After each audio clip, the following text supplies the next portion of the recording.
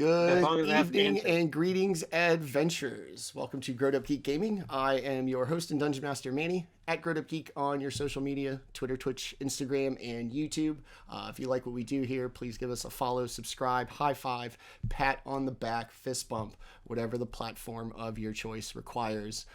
As a sign of affirmation. It's Tuesday night. I'm in a waistcoat and a tie, so that must mean it is time for our persistent Eberron campaign, Tranquility's Twilight. I promised a surprise, and as you may have noticed, right down there is my surprise. Surprise! We're back to 4 players to get this campaign going as we head towards the Season 1 finale. Before we get to tonight's episode, Episode 8, Wrong Place, Wrong Time. Ominous. I didn't tell the players the title until just now. We will do a quick recap of the last episode. Before we do that, we will meet our amazing cast and then jump right into it. Let us start by putting the new guy on the spot. Nick, first of all, let's say welcome from all of us here. Glad you're here. Tell us a little bit about Flametongue. No pressure. Go. Okay, so Flametongue is a Goliath paladin, around 7 feet 11 inches tall, and like 370 pounds. So she's like someone that large is like 9 inches taller than Shaq, but still just as large, just like appears as though she's cut from stone. Ebony skin, silver white hair. I have quite the temper, and I wield a greatsword. All right. We will see if the military can beat that out of you. Let us slide over to the man responsible for our 4th. Risking his place here in the group should this thing go sideways. Tenta, very confident. Tell us about Masaow. I'm Tenta. I play Masaow. Masaow is a warlock that worships a ancient and no longer known god of worms, and he basically has his own private agenda, which, as much as he's expressed of it so far, is that he must keep his party members alive. Step 1, keep party members alive. Step 2, question mark. Step 3, Profit. raise my god. Profit. So, profit. Yeah, exactly. All right. So that's kind of how I'm operating right now. All right. Underpants gnome business model. Got it. All right. Yeah. Let us slide down to the squishiest and most often downed party member. How many times you been down so far? 2? It's been twice, yeah. Twice. But that one time I was down for like 4 weeks where we had the break. So. Okay. Yeah. How many times did somebody go down in the first campaign? Like once, maybe? Yeah, and that was Oren as well. Okay. All right. So apparently my punching bag here. Landon, Yes. tell us about Kai. You're just racist against gnomes. That's okay? yes, that is what it is. I don't like little people. So I am playing a character named Kai Sidious. He is a Order of Scribes wizard. Unlike the Goliath, he's kind of a smaller stature. He stands at 3 foot tall, 44 pounds. I think that's what I made him anyways. 3 foot 4, 40 pounds. The other one must have been Oren's sizes. So he has some interesting developments that's happened with the party last week with well, I guess we'll get into it during the session, but he's happy about how things are going, and he's excited to see what today brings. All right. Last and not least, our investigator, our infiltrator of places. Just look official, act official, and people let you in. Dustin, tell us about Rel. I'm playing Rel. He is a dragon-marked human, and he is a bit of a tinkerer. He's a sort of gunslinger, and his trade profession is private eye, a dick. You got to say it like that. It's important. And You got to he's enunciate it. yeah, and he's been holding on to some information, and now it seems like things are getting a little crazy, a little confusing. So we'll see how things pan out. All right. That is our amazing new cast comprised so that maybe with the help of a devotion paladin, my little gnomish friend will forget that my racism towards his people exists. Well, Just I'm definitely going to pick up the invisibility spell, and that's like the one. I'm not even going to take any other action or anything from it. Just cast invisibility. Great job, you guys. Right. Nailed it. High fives all around. Way to go. I'll still get some gold, right? Spell slots. Got him. You're welcome. Might need him. All right.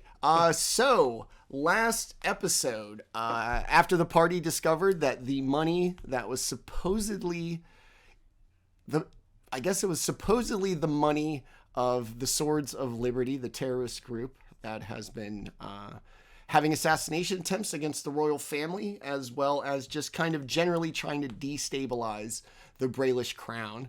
The money that they were instructed by Torfin, their commanding officer, to steal for the Braelish crown, actually turned out to be ransom money for the Countess. God, I always forget her name. Hold on. It's long. Braelish nobility. Where's your little icon? There you go. The Countess Yasiv Oeski, the Countess of the border city of Xandrar. The party had encountered her in New Seer when they went to meet or bring back the Crown Prince of Breland in the company of the Crown Prince of Seer, no longer in existence. Along the way, the party decided that they could not take all of the money back themselves, so they filled up their bags, which is with as much as they could carry, set the wagon on fire, and set off to tell whatever story comes to them whenever anybody finally gets around to asking. In the process, they decided to head north towards Xandrar to potentially, I think the plan, not that I'm going to hold them to it, is to infiltrate them and just kind of steer them in a better direction. Do I have that kind of right?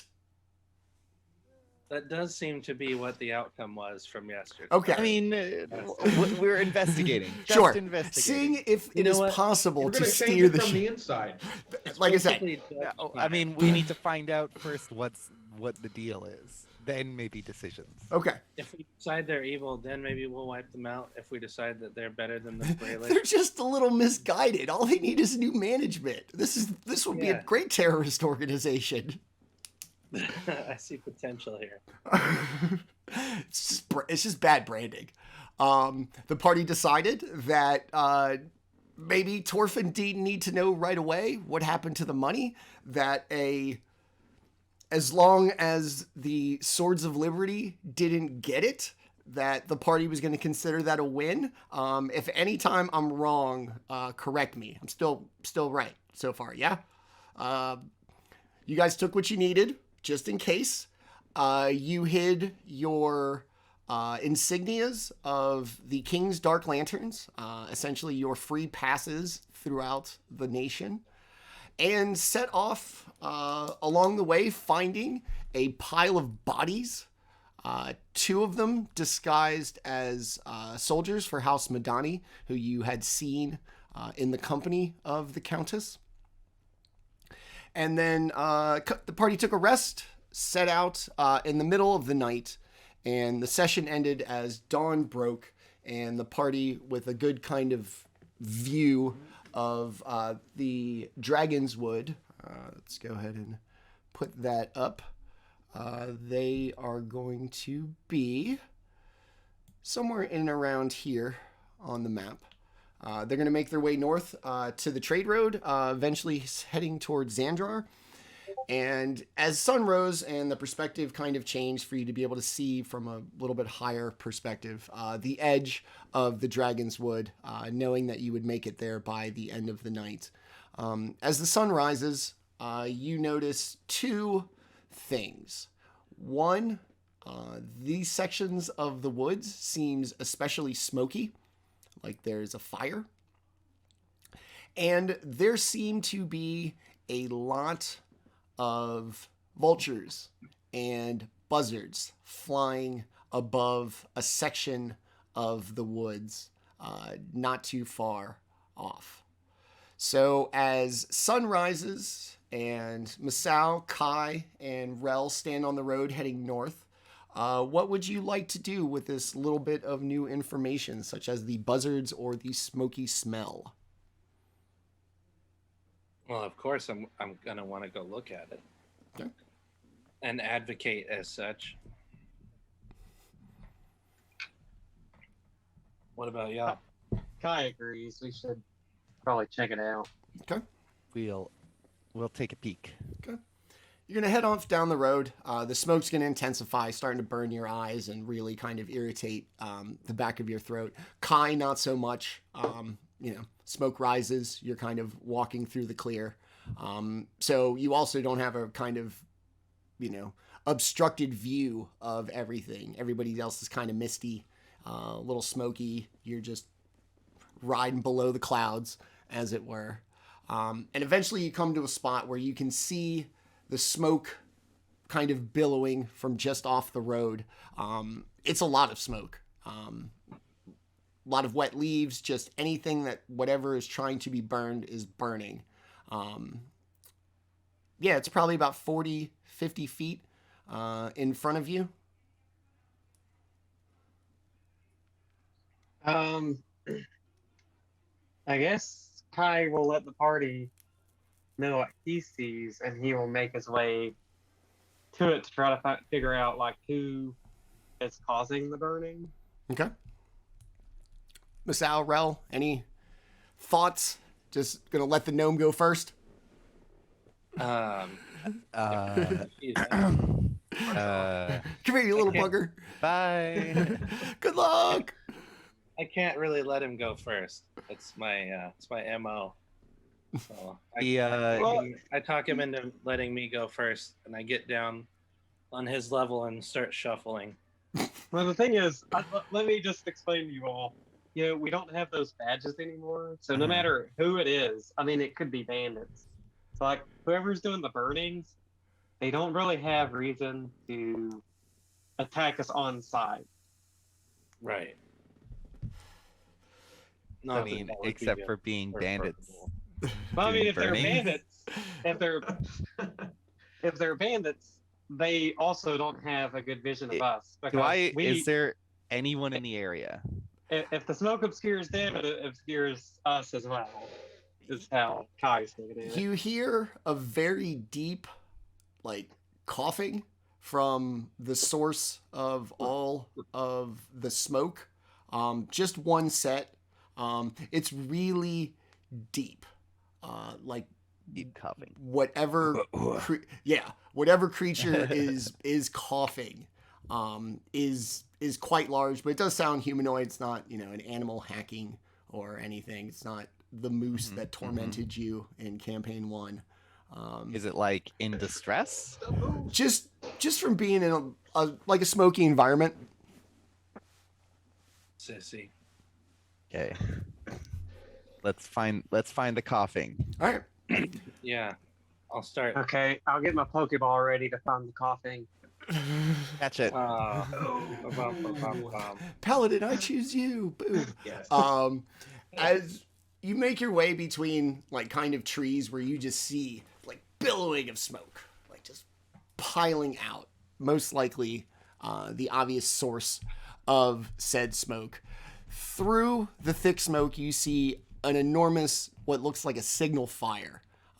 It looks like it's designed to be big, let off a lot of smoke, and be seen. Wow. And nearby, kind of tending see it. tending to it, if you will, or being enveloped by it, Depending on how well traveled you are and how many Goliaths you have seen in your life, there's a chance that this is the largest being that you've ever seen. Just enormous, almost 8 feet tall, almost hill giant size. Standing there, dark skin, silver hair, waving her arms, like as the smoke just kind of blows in her face. Smoke follows beauty. Kai is going to stop what he's doing upon seeing her, and he is going to say, seems pretty preoccupied. I wouldn't want to be stepped on with her attention off. Would one of you all mind getting her attention and seeing what this fire is about? I'll walk right up and poke my head right through the smoke and, hello! That will scare the crap out of Flametongue. She'll go ahead and hop back. Are you the envoy from the church? Masaow does not recognize a church. My god is above all other gods. I seem to have lit my map on fire, and now I'm pretty lost. So I built this big fire to commune with my god, and it's not really telling me anything about where I should go. Ah, it's very visible. That was the point. Interesting. My name is Masaow. Do you travel alone? No, I am in company. They're over there. They're not. One of them is very small and intimidated by your size. I will just kind of give a wave when he says that. I've sat on a gnome before. Wasn't pretty. Yes, I have sat on gnomes to differing effects. Also, with me is my other friend, and I'll point to Dustin's character through the smoke. Where are you guys headed? We're heading to Xandrar. Yes, we cannot pronounce it well. Well, I seem to be lost. Would you mind if I traveled with you, or I would even walk behind you, as long as you would guide me to some place where there is food and lodging, as I've been out in the woods for about a week now, and I'm not so great at hunting in my armor. Oh, Okay. Yeah, I mean, you'll be handy in case of flooding. You can all ride on me. I think we're hoping to head towards the town. It might take a couple days, but we're heading north. Many. Yeah. I will take a couple steps forward and kind of like start examining your like armor and see that you're well equipped to where you at least would have some sort of combat ability. And he'd say, yeah, I agree. I think you would make a wonderful addition to our trip. Yeah, you could just hide like right behind her calf, and no one would even see you. That's like full cover. Yeah. Well, she's 9 times his weight. You weigh 9 of Kai. Nice. I'll put my hand down to Kai. Pleasure to meet you, little one. He'll just like grab your finger and just shake.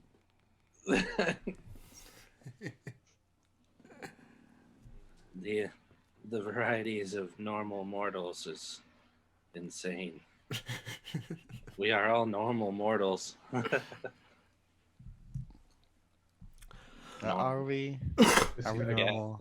this We guy- are all normal. We are He's all giving me very the normal. creeps. Are we?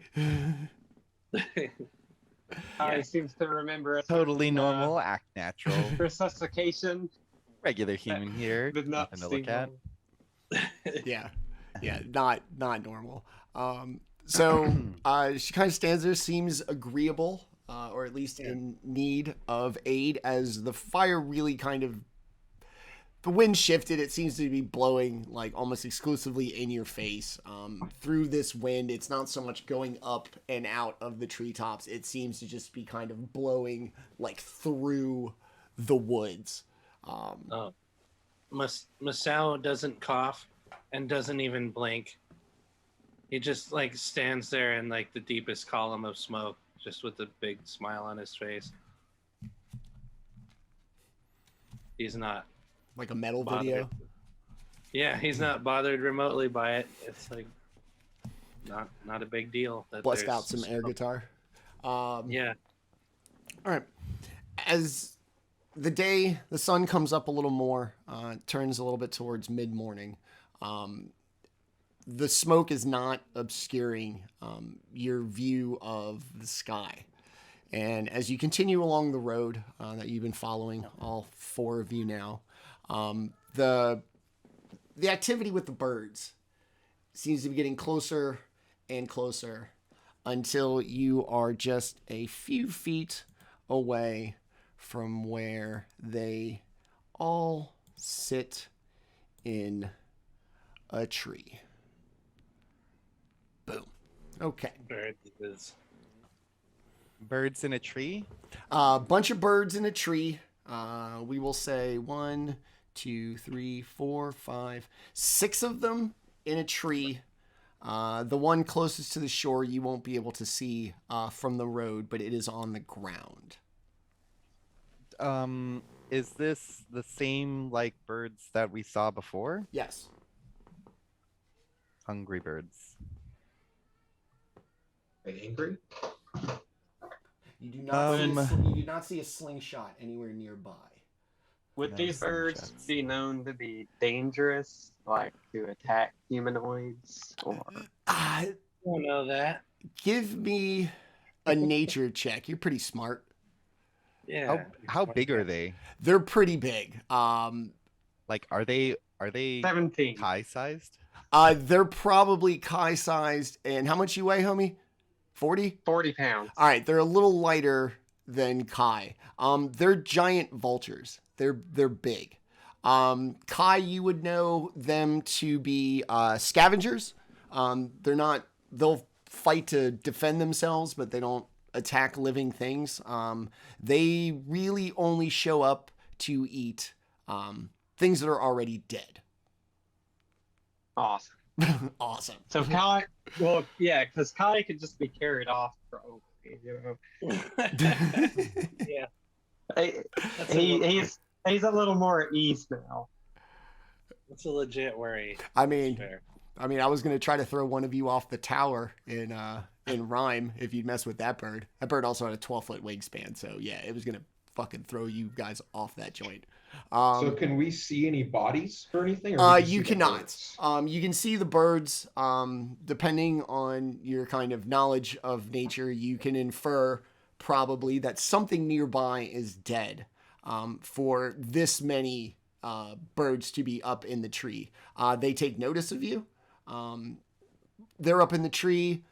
You're still kind of far away. They haven't really reacted to you in any kind of way.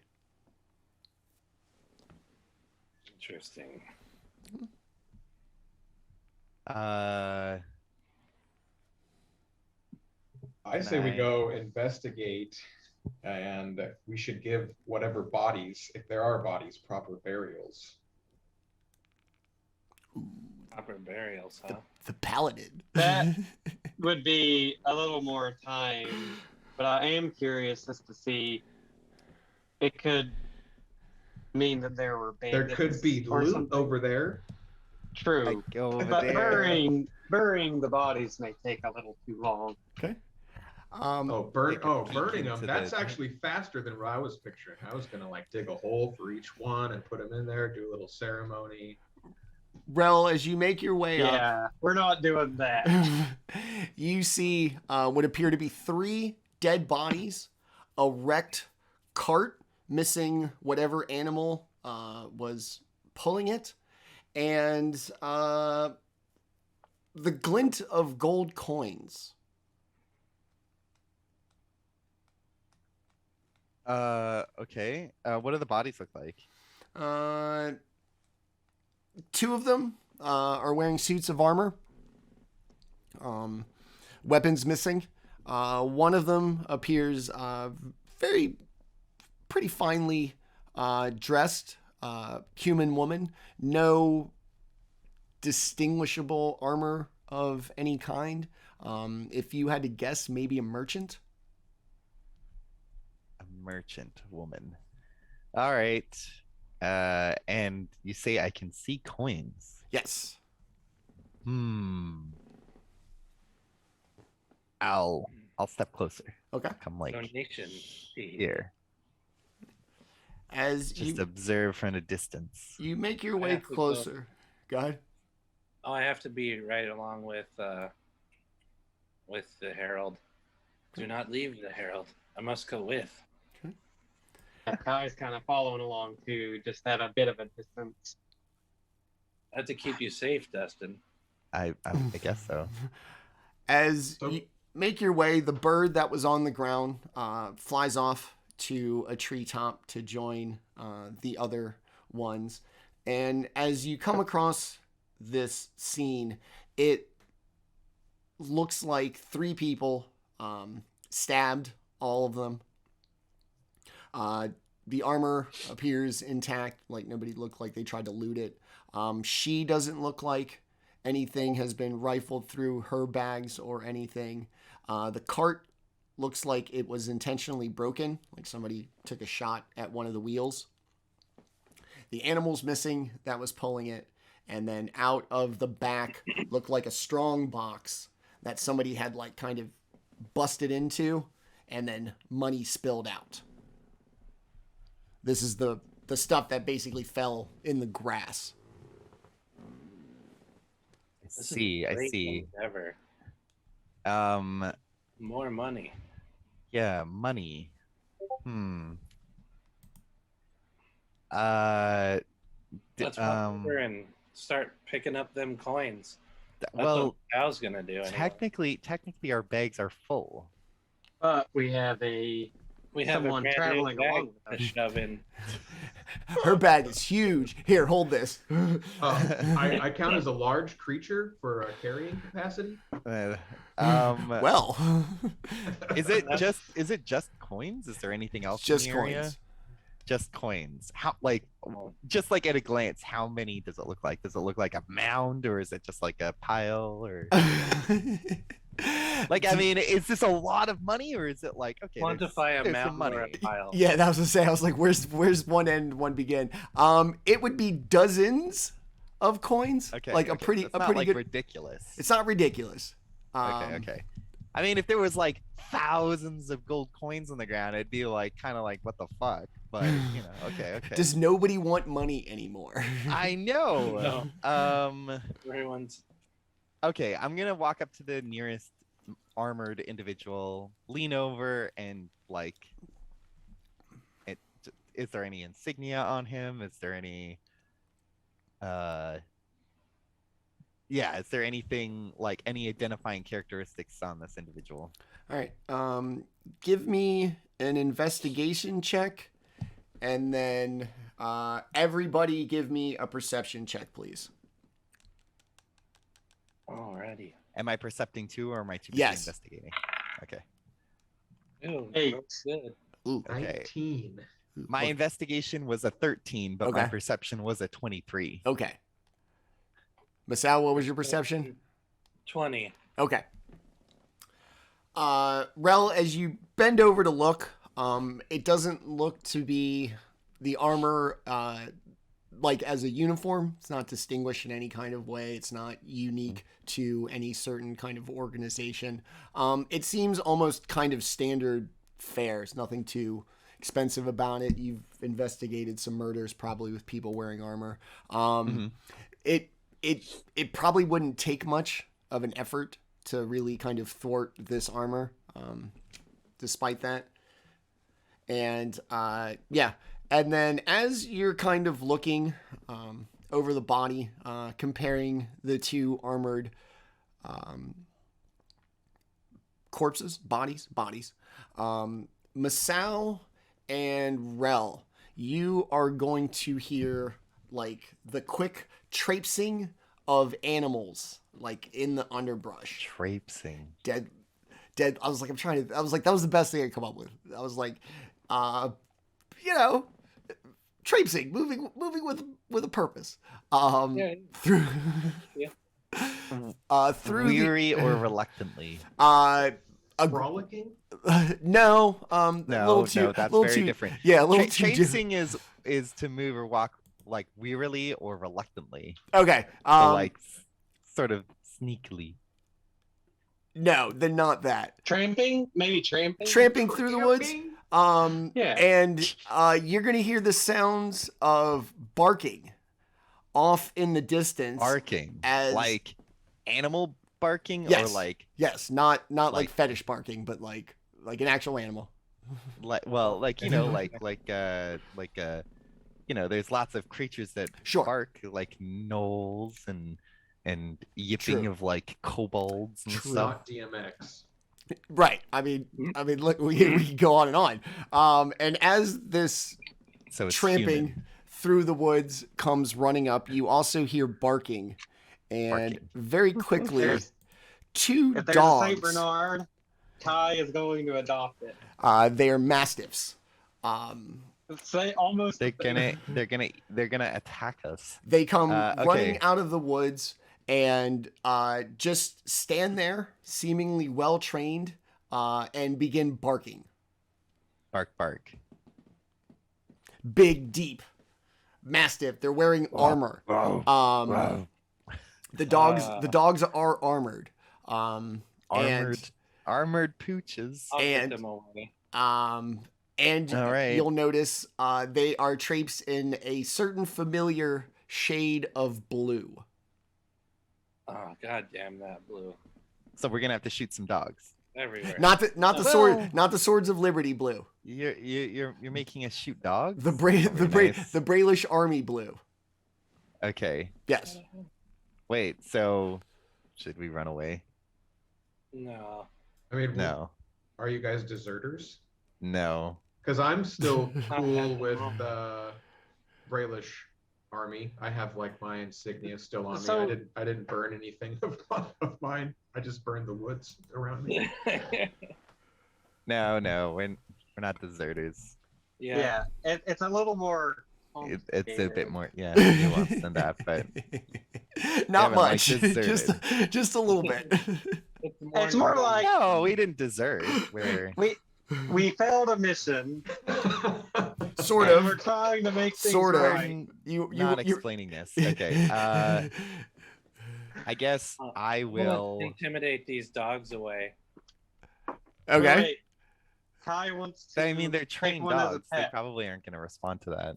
You think they wouldn't, but if they're smart trained dogs, they would.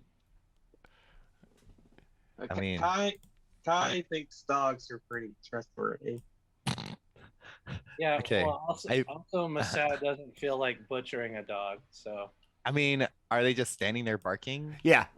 So they're just trying to alert someone to our presence. So they're like flat-footed, so I could just like point blank blast one of these things in the face, right?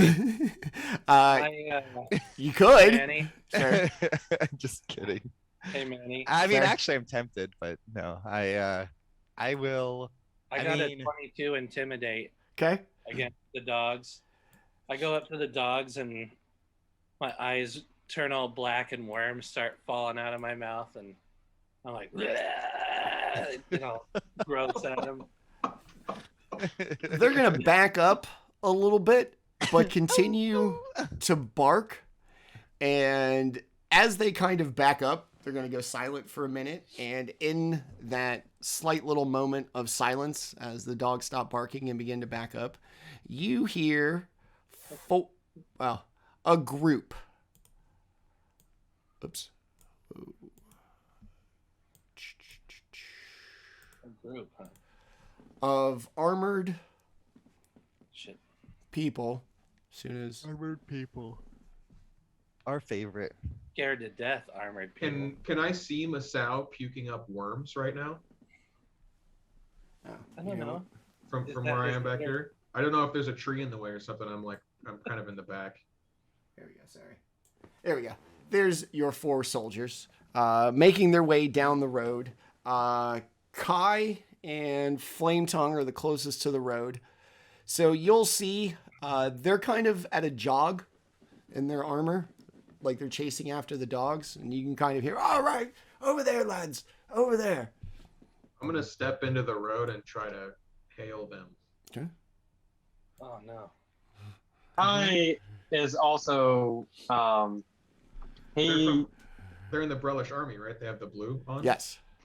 Yeah, I'll try he to wouldn't flag 'em down. suspect that they'd have too much reason to suspect that we were the ones to do it, given the time span of things. So he is going to kind of stand behind Flametongue, but not make it look like he's trying to hide. He doesn't want to bring suspicion upon himself. Okay. So he's gonna stand right around here. Hi. Hey, adventurers, ho. What are you doing here? Don't you know these woods are dangerous? Bandits about. It seems there are bandits everywhere these days. What have you all got there? And I one guess I'll come around.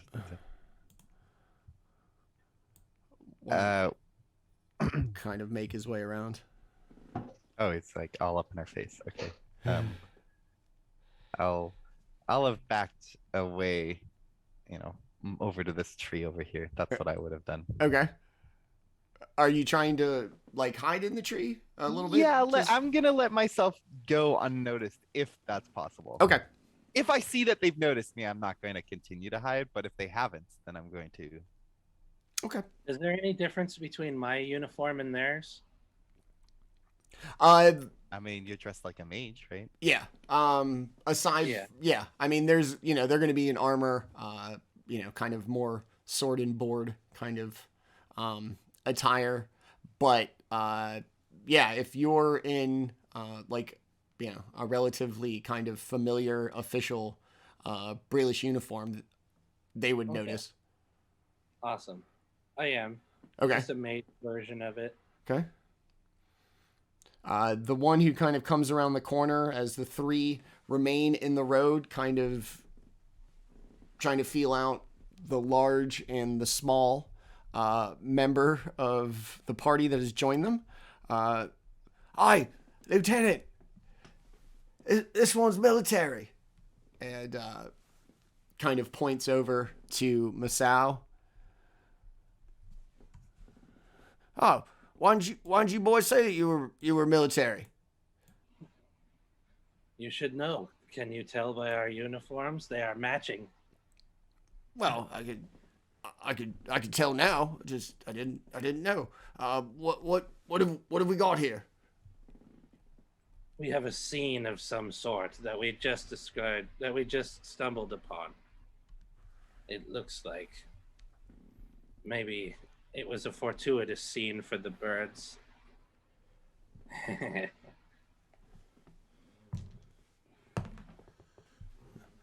you recognize these men at all? What do you point to the Yeah. dead They bodies? kind of like display them for him. Nope, don't know who they are. We've heard reports of bandits, maybe worse. Some very important people have come through here, and the king is insistent that we look into it. What division are you? You infantry? You work for the Secret Services or something? We are far above infantry. Hey, what's wrong with infantry? I'll turn back and look at the paladin. I'll show him my black lanterns. Do I have like an identification or any sort of thing? Like being a black lantern or in the military. Oh, and like they're all gonna Dark lanterns. they're all gonna Dark kind lanterns, of look dark and lanterns. like tap each other on the shoulder. Oh, well then, I'm sorry. I didn't mean to interrupt. I'm not interrupting official business, am I? We are on a mission. Oh, We will allow you to leave this time without any repercussions. Oh, well, yes, of course. We don't of course not. We don't want any. We don't want to interfere in the in Dark Lantern business. And they're gonna kind of like, as the dogs kind of continue to bark at a distance, they're gonna go over and like shh, shh, shh, shh, and very much kind of grab everything and kind of, you know, never turn their backs to you, and then just kind of make their way. Masaw's just like waving. Goodbye. Be safe. All right. Well, if you don't need anything and we can't be of assistance, we're gonna be going. I don't know. You know, sorry if we interfered in anything, but just be careful. There's bandits about, and like I said, important people missing, and we can't be having that. Who is missing? Well, I was like, well, I don't know that I'm supposed to say, but your Dark Lanterns, you probably already know. You can tell us. Tell us your version. The Countess of Xandrar appears to be have been kidnapped. Yes. Coming back from visiting the Prince of Seer. So we're out here to see if we can find anything about that. You lads wouldn't know anything about that, would you? It is reason one of many we are out here. So far, the evidence we have collected is little, though. Oh, well. Well, I guess if you need any help, did you look over these bodies? Yes, they are quite destroyed. Okay. Nothing significant. All right. Well, all right. Well, do as you must. You know, give the king all best wishes and all hail the king. And if you no longer require any of our services, we shall be going. And they all kind of. Good. I'll reach out and touch him on his shoulder. You've done well here. And then I'll back up, and now I'm looking through his eyes. Okay. As they leave, Kai is going to say, "Hey, quick question. Where would one obtain a mastiff? I am of a smaller stature, and these long hikes are difficult for me. It would be nice if I had a beast to ride, a mount."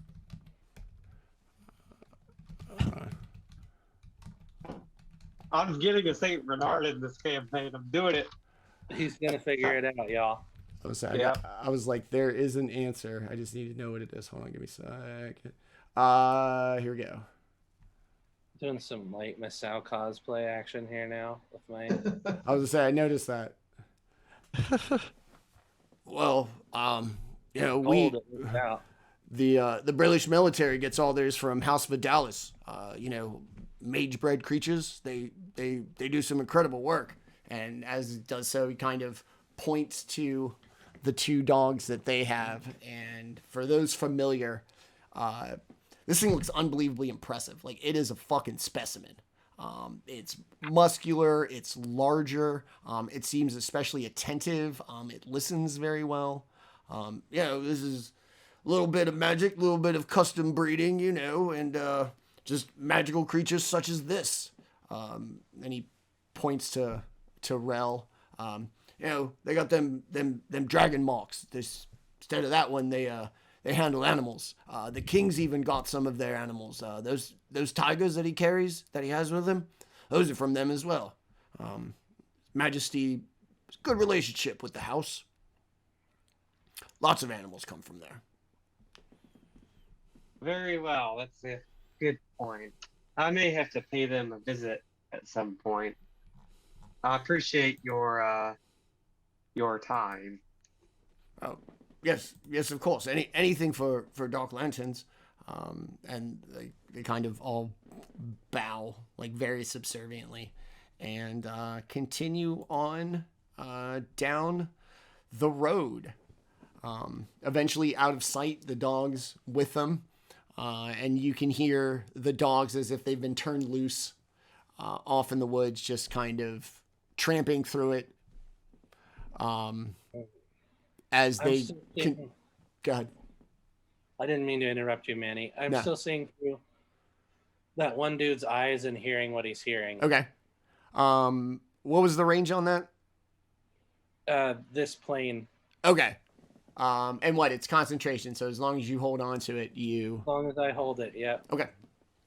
I can't see what's going on around me, but I can see through his eyes. Okay. As you watch through, it is just literally the way you came from. And they seem to be doing just these kind of side to side searches, like occasionally through the brush, looking for anything, suspicious, anything that might indicate bandits. And you can hear what he hears. Yeah. Okay, that would include his own voice, like if he's talking. Yeah, okay. You can hear him. Yeah. Okay. And he can almost hear me at the edge of his mind. Okay. As they continue to kind of make their way, just getting beyond you, your encounter, the Dark Lanterns are the topic of conversation. That a lot of them can't believe they actually met Dark Lanterns. Nobody's going to believe me when I tell them. It must be a big deal for whatever's going on if Dark Lanterns are involved. Maybe they are in over their heads in their mission if you are all involved. But short of that, it seems very focused, very on task of them looking for what they told you they were going to look for. Dead bodies, bandits, that kind of thing. Okay. All right. I'll break the connection. Okay. All right.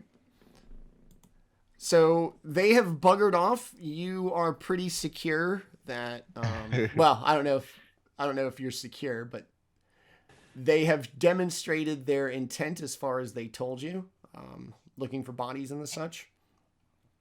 You still have dead bodies, piles of money, and some birds. Yeah, we still got that to worry about. I'm going to start collecting the bodies. So I'm guessing the bodies are near where the birds are. Yeah, they're near they're near the wagon. They're all up on the shore of this lake. All right, with all the blood. I'll wander over to this bird over here and try to shoo it away from the bodies that it is. I'm gonna say they're all up in the trees. Okay. Yeah. So I'll start policing the bodies and Okay. putting them in a pile near the cart. Masaow, in an effort to help the paladin collect the bodies, goes over to one of them and holds his hand out, and a bunch of bugs start dripping out of his hand and start eating the flesh of the dead body below him. Okay. Conjure Scarab. How long does that take? Oh, it's right away. They just start munching. A bunch of insect infestation is basically how it is. What it is.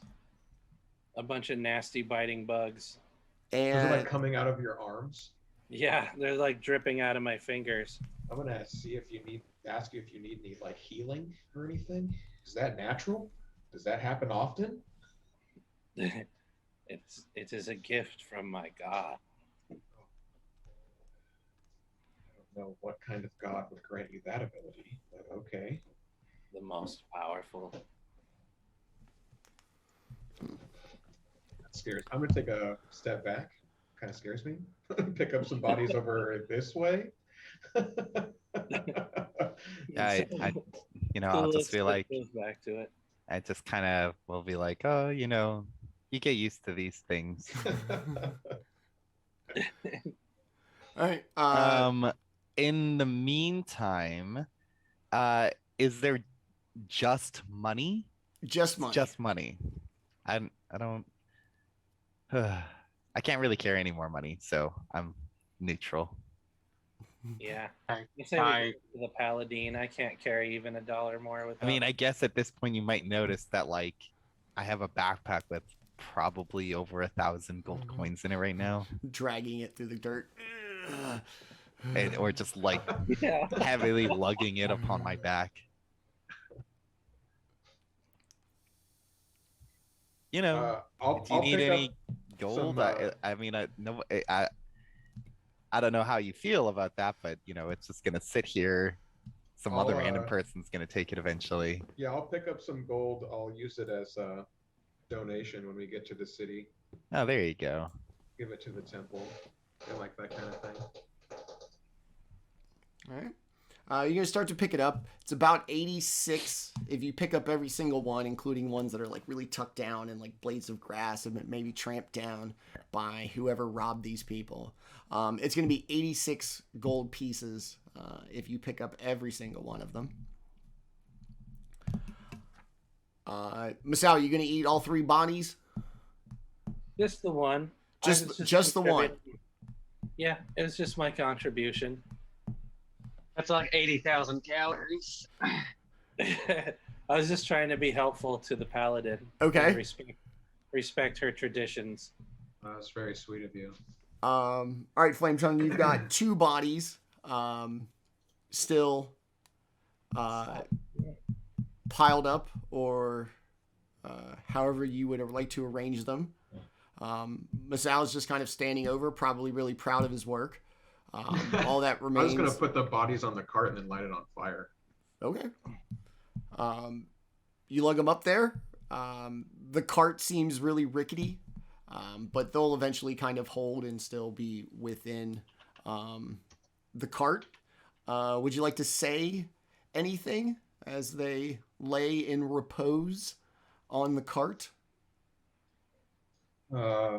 As they become engulfed in the flames, I'll say a quick prayer to the eternal flame, the Church of the Silver Flame, and ask that they pass in peace. All right. Wagon catches fire, body catches fire, the air is filled with smoke from the wagon, and as well as the kind of smell and smoke of burning bodies, which is probably not pleasant. So as the kind, I've got a fire token. I mean, it takes a while to really get into that smell, but once you're into it, there we go. You're all about it. It's just nothing like it. All right. So the wagon begins to burn. A thing of smoke goes through the air. The birds all eventually kind of bugger off as Masaow either consumes the body or you move them onto the wagon to burn. All right, and as you stand there, while Flametongue does her, kind of religious ritual, Kai, what are you up to?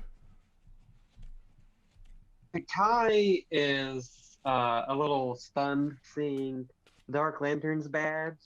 What are the odds in that sense? And he's deep in thought about how to handle the situation, since, the 3 of us are sort of like not deserters or anything, but like sort of not on the same spot anymore. So he's thinking about how to twist this in his favor. Well, okay. Yeah, all right. Inner monologue heard. Yeah. Rel, you're watching this. Body's burned. Upset you can't carry any more money. You do not want to be overburdened for when enemies are nearby. What are you up to as this kind of religious ritual happens? Yeah.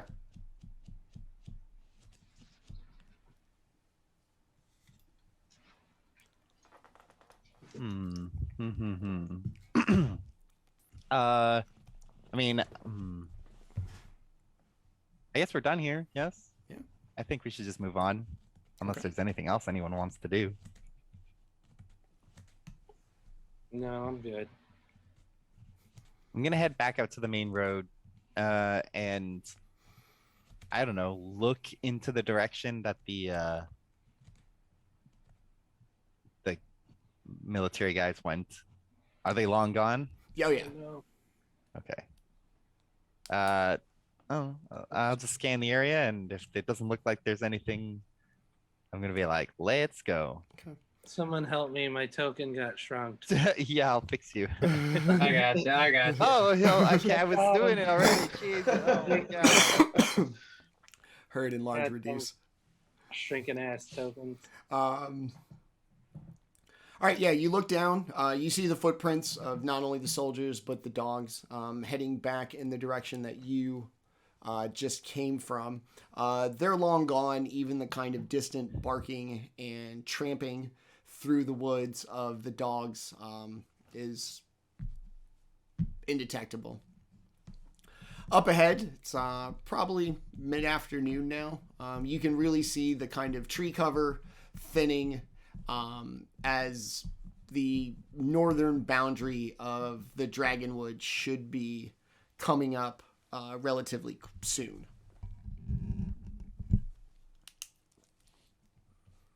Okay, so we're getting out of the forest. Yep. Okay. While we're traveling through, Kai will kind of have changed his tone about the dead bodies before, when he was saying we weren't going to waste time burning them or burying them. Now he's going to go up to Dace, is how you pronounce it? Yeah, Days or Flametongue, either one. So I'll go up to Flametongue. That's easier for me, my southern accent anyways. He'll go up to Flametongue and say, such a shame about those people. I'm sure the bandits slaughtered them without a thought about their lives. I wonder who would do something like that. Life is cheap in Eberron these days. Yes.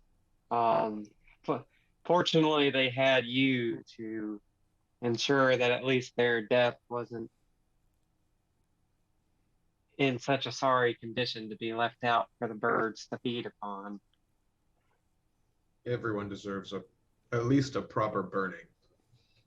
Of course they do.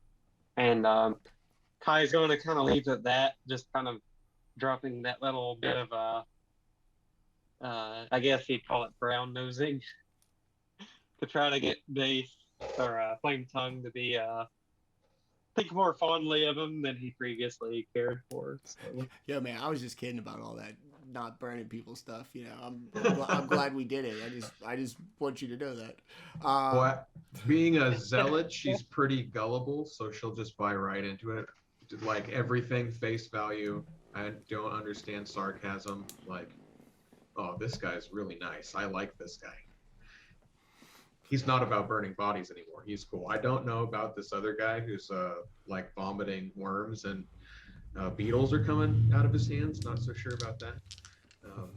Look, Rel told you you'll get used to it. It'll be fine. Yeah, I just met him. It's fine. Yeah, I'll get used to it. We'll figure it out. My background is foreigner, so it's a cultural difference. Sorry, man. In different lands, everyone shoots bugs. Yeah, and it's so impressive that like kings and merchants and all that want to talk to me and hear about my distant homeland. And so when some of you start throwing up bugs, I don't want you fucking culturally appropriating my people, all right? You insensitive bastards. You're going to be doing it Stay soon. away from that. Yeah. That's me. My people. Okay. As you put the scene of the dead bodies behind you and continue along the only road north out of the Dragonwood, the night eventually comes and sets in. You set off on the side of the road, not too far away, so you could still see it, but not close enough to be seen. The night comes and goes uneventfully, save for what appears to be a couple more little groups of Brayless troops that made their way down the road a couple of hours apart, seemingly in the middle of the night, without too much effort to be stealthy about it. They gave no indication that they were looking for you or anything. They seemed to just continue on down the road, very similar to the group that you encountered early in the day. Morning comes, you exit the forest, the Dragon's Wood, into the large open plains of this part of Breland. Flat as can be, just no trees, just grass for what appears to be miles and miles.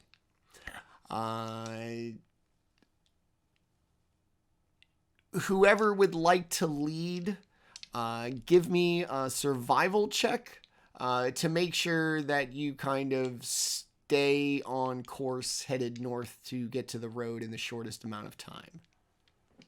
Don't want that from me. I have okay. I have okay Either. survival. Yeah, I don't have very good survival. So, Rel, it's all up to you. I don't have I'm leading the way.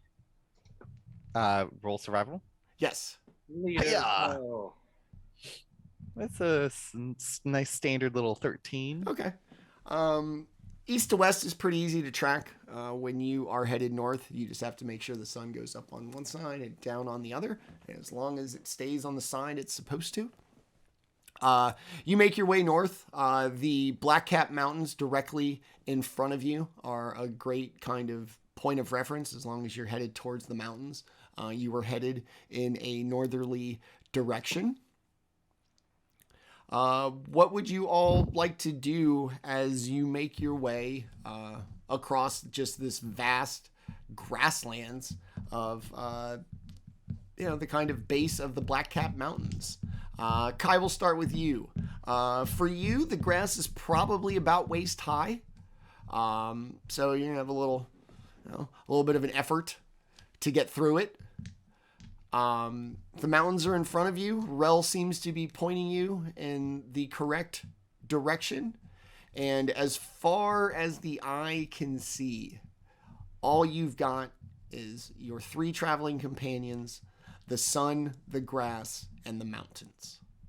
The real question is, have we came across a river or a lake or some body of water between A river, I mean like a stream. awesome, because Kai will have taken the chance to clean his Oh, robe. okay. His vomitous clothing. Yes. uh, You make Nick, you make camp somewhere by fresh water. Your traveling companions concerned about not only your well-being but also you stink, homie. yeah. So he's gonna wash the vomit out of his robe, and outside of that, when we're actually marching again, Kai will go back up to Flametongue and say this. He'll say, so being a Dark Lantern as well, I assume you work for Lieutenant Torfin? Yes, Torfin gives me my orders. Hmm. So it's very important that you do not report to her that you've seen us. We are on a bit of a secret mission, if you will. We have discovered that someone within the Dark Lanterns is a Swords of Liberty spy, and it is our job to go infiltrate the Swords of Liberty. And we're afraid any communication could be,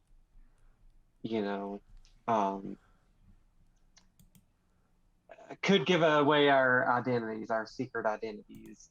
So it's very important that you make no mention of us. Do you understand? The only thing I planned to report to Torfin was my failure to complete my own mission. No, it's all right. You can be part of our group and be part of our success. Together, we will infiltrate the Swords of Liberty, and we will bring honor to the king and to Lieutenant Torfin. Honor to the king. Yes. Yeah. And to And Kai. Kai is going to smile and say, "Good, welcome to the team." Help me. And with this he's bag of going to money. continue. He's going to continue marching.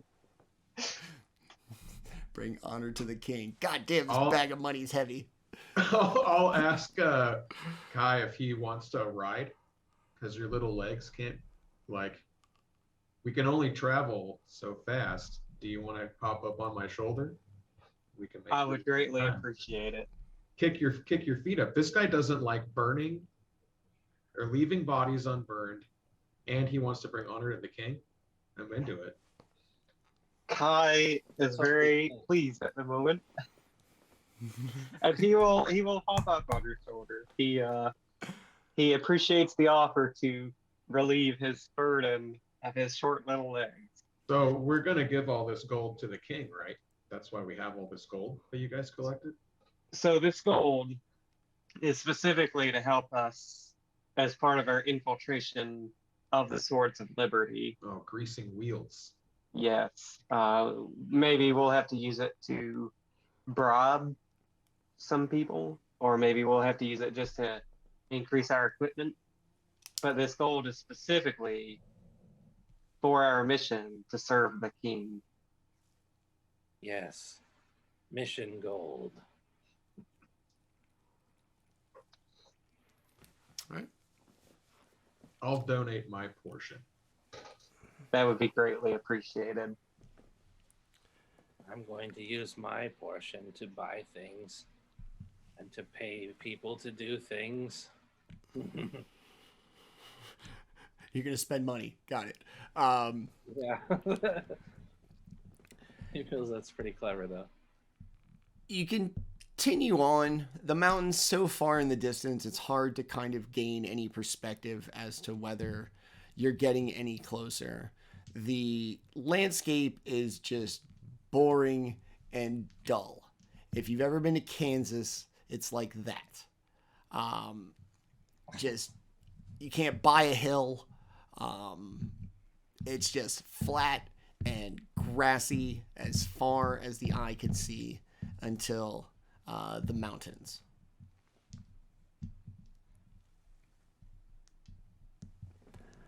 Let's just get it. Okay. Seems pleasant. Yeah, march on. Power walk. Continue to march.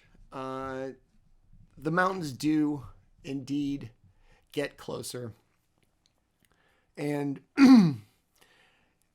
just before nightfall, when the road is in view, off to the east, still along the grasslands, you see 3 torches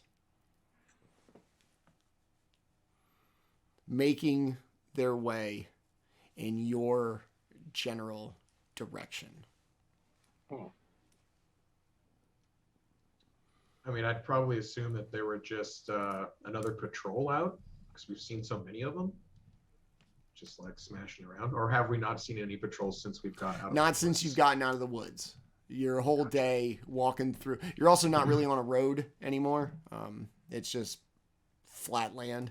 So it could be also that you're just not traveling in the places that they would be seen.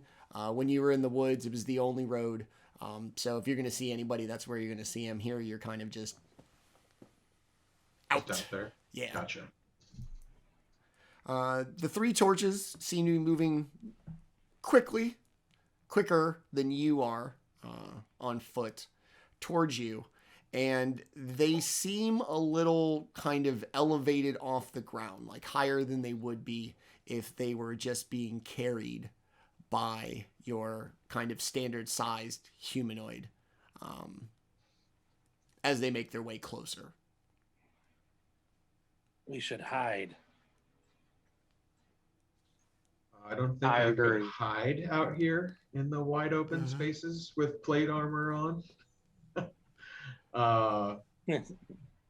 If you guys want to hide, There's a bunch of grass, right? Like really tall grass. We could duck down I mean, into there. Right? Kai could.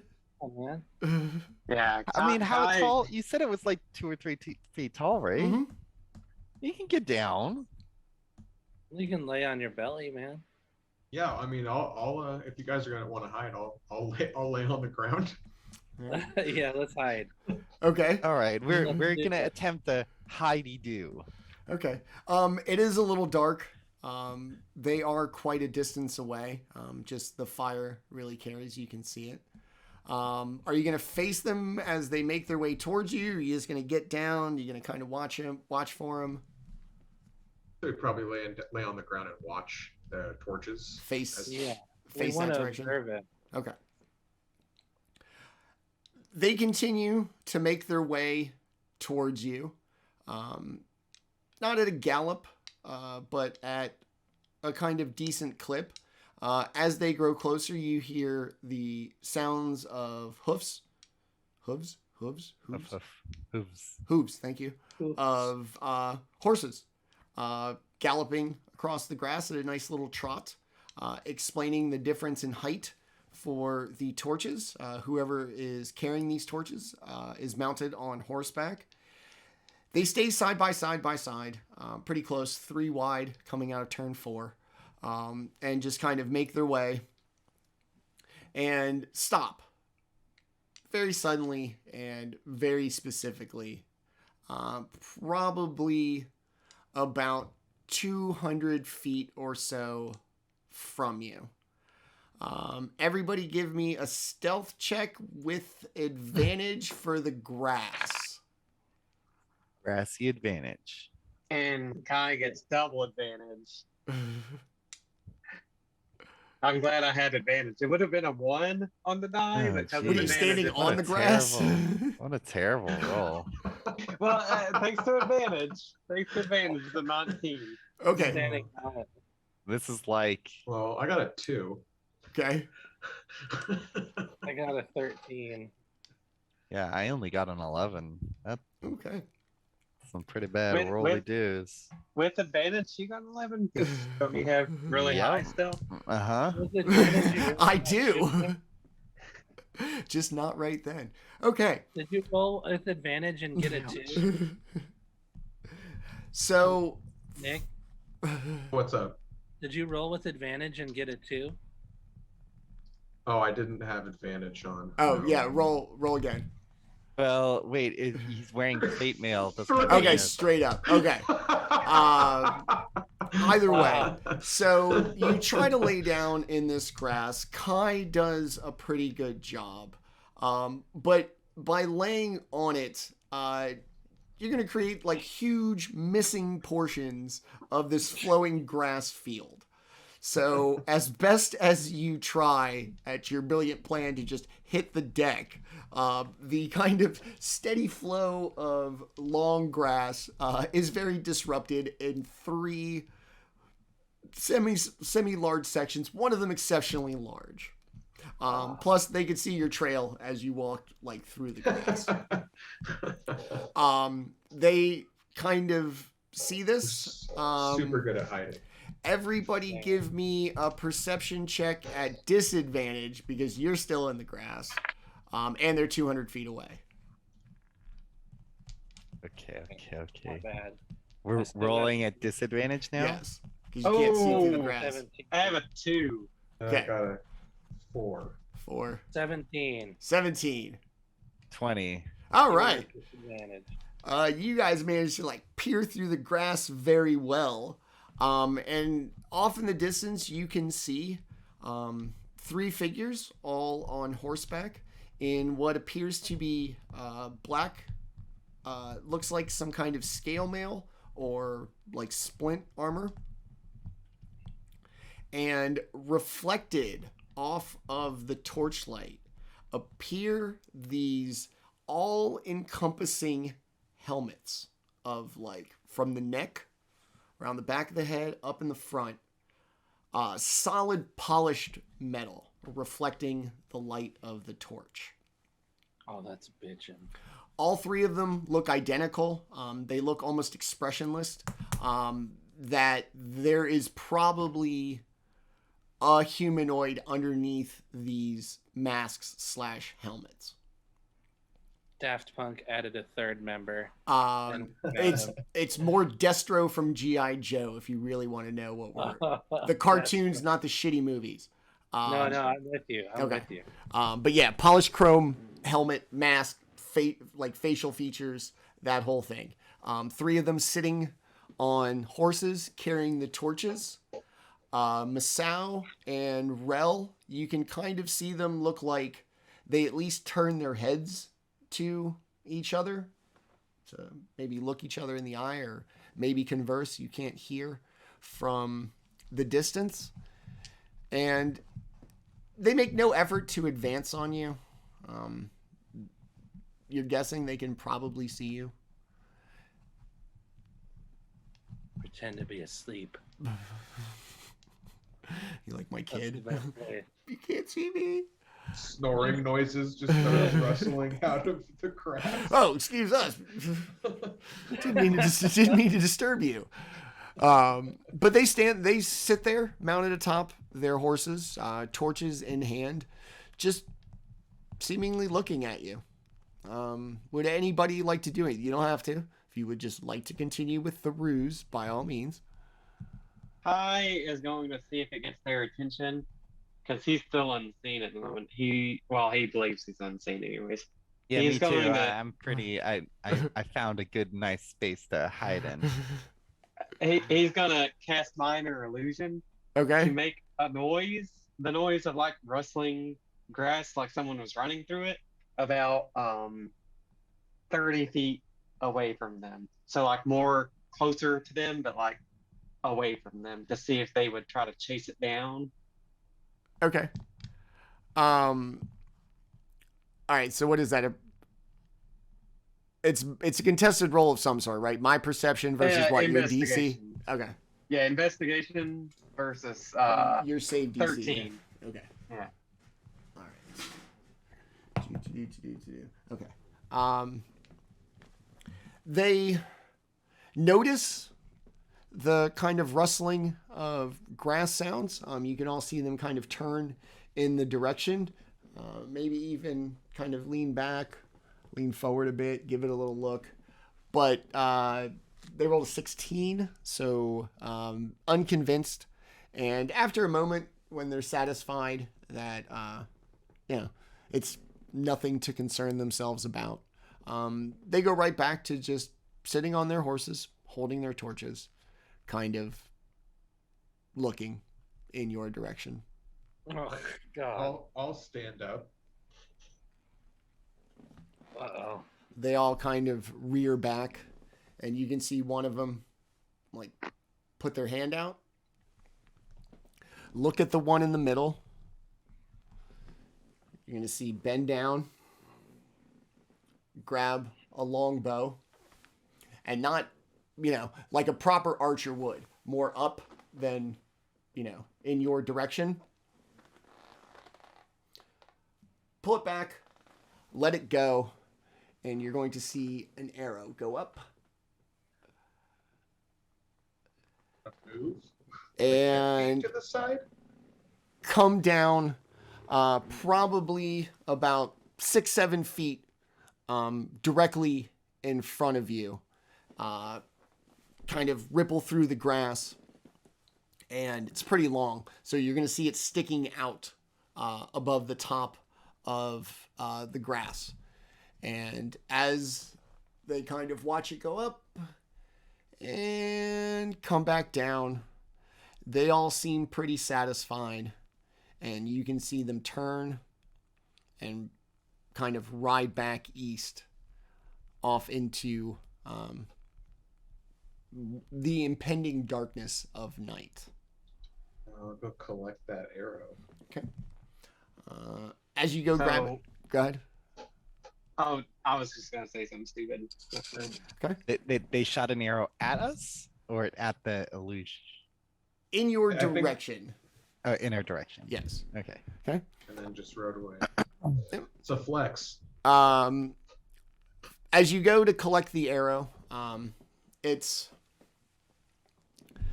you've been in the Brailish military for some time. You would recognize like military issue is a certain quality, a consistency, for the sake of a nation's well-being. Everything's got to be consistent. This seems to be a good attempt at Brailish military quality. You can tell it's very clearly not. But whoever made it is either really familiar with standard issue Brailish arrows, or at least probably has some military training. It's pretty well constructed, just very clearly not something you could buy at like a standard store, but not quite military issue.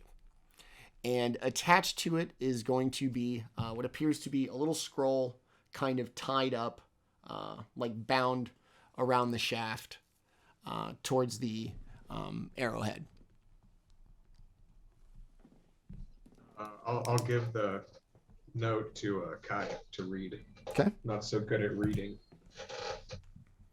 I will take a look at it. Okay, let me just type up your little note. Look here. at it over your shoulder.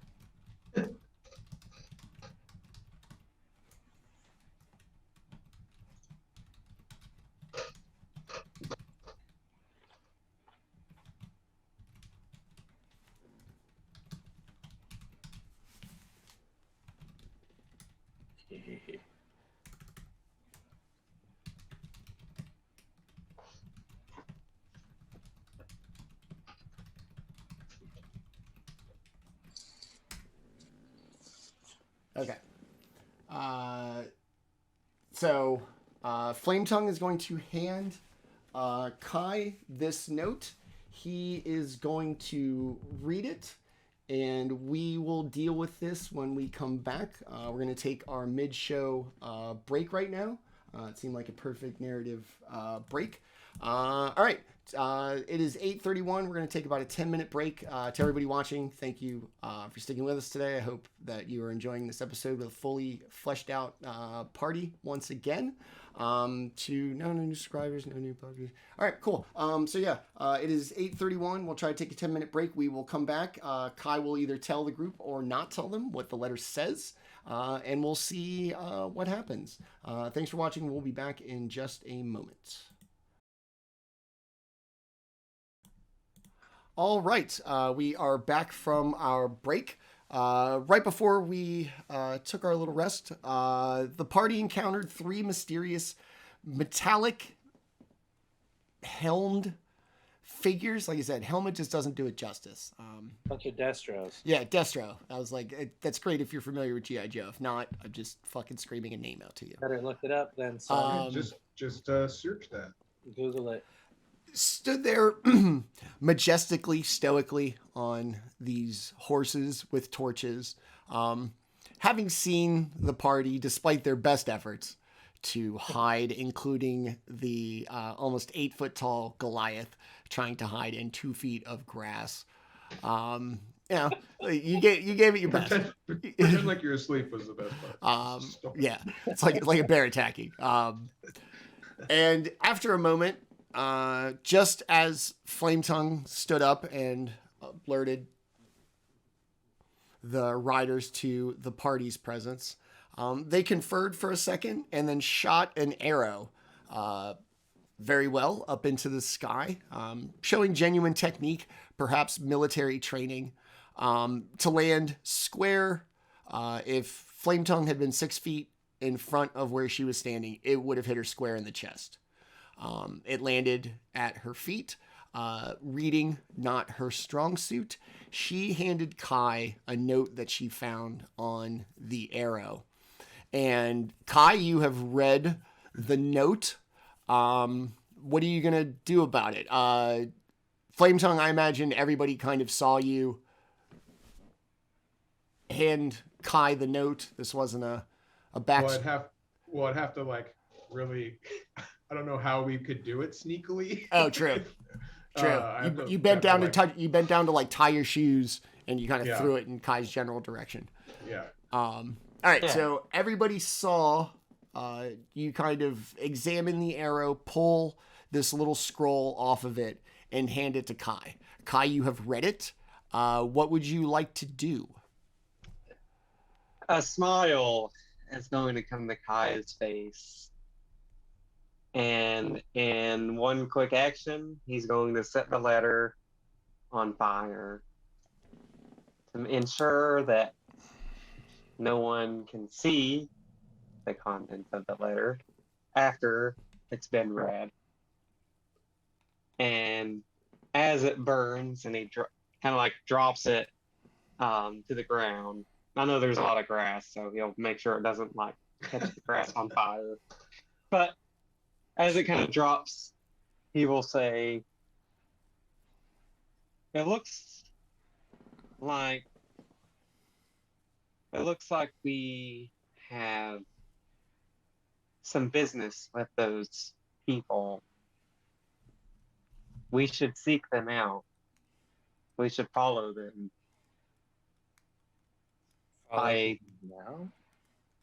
We should follow them. I believe they could be strong allies to our cause. The men with helmet faces. Yes. Think about it. They could have struck us at any moment, yet they chose to leave us a message. I mean, we could have struck them at any moment. Yes, but they chose a non-violent route. I believe that speaks highly of their motivations. I think they tried to hit us, but Caius blocked it, for he is most powerful. Well, yes, so you want to follow them? I cast Featherfall on the arrow. Do you want to follow them? Can we see them? We could follow them, Harold, as long as you are protected. I mean, torches, and generally. Yeah, and it's getting dark. You can see them. It's big and it's flat.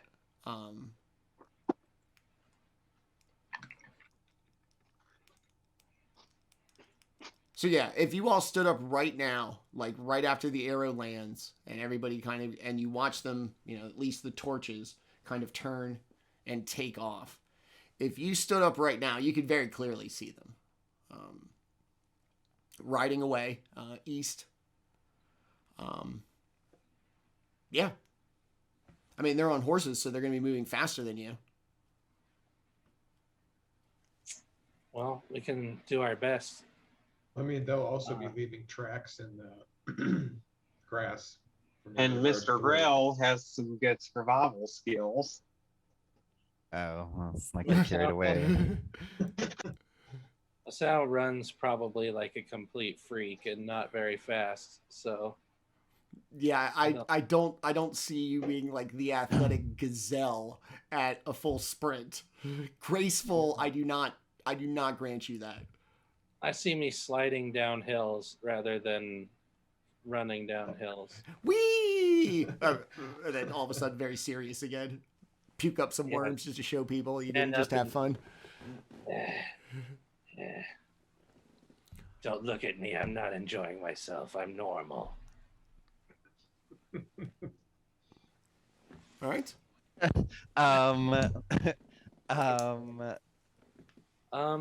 Yeah, I mean, I can do my best to try and track them. Yeah. Okay. If this is what Kai thinks we should do, I'm willing to I trust Kai. give it a shot. I pretend to trust Kai. I trust Kai. Yeah. That's pretty good. All right. I have to protect the Herald, so if he's gonna go, I gotta go. All right. Is this like traveling montage in Lord of the Rings, like dramatic music, and you're like hauling ass like as best you can? It was deliberate. Yeah. So the Kai is gonna climb on top of Flametongue and say, "Fly, you fool!" I'll take off running All right. in the general direction of the torches. Don't run. Okay. You take off heading east. The sun, what's left of it, at your back, and they are probably aware of your pursuit. One of you's 8 feet tall, and just sticks out like a sore thumb. You're not going to be, you're gonna be easy to see behind them. And at no point do they seem to pick up their pace, always keeping the same distance in front of you.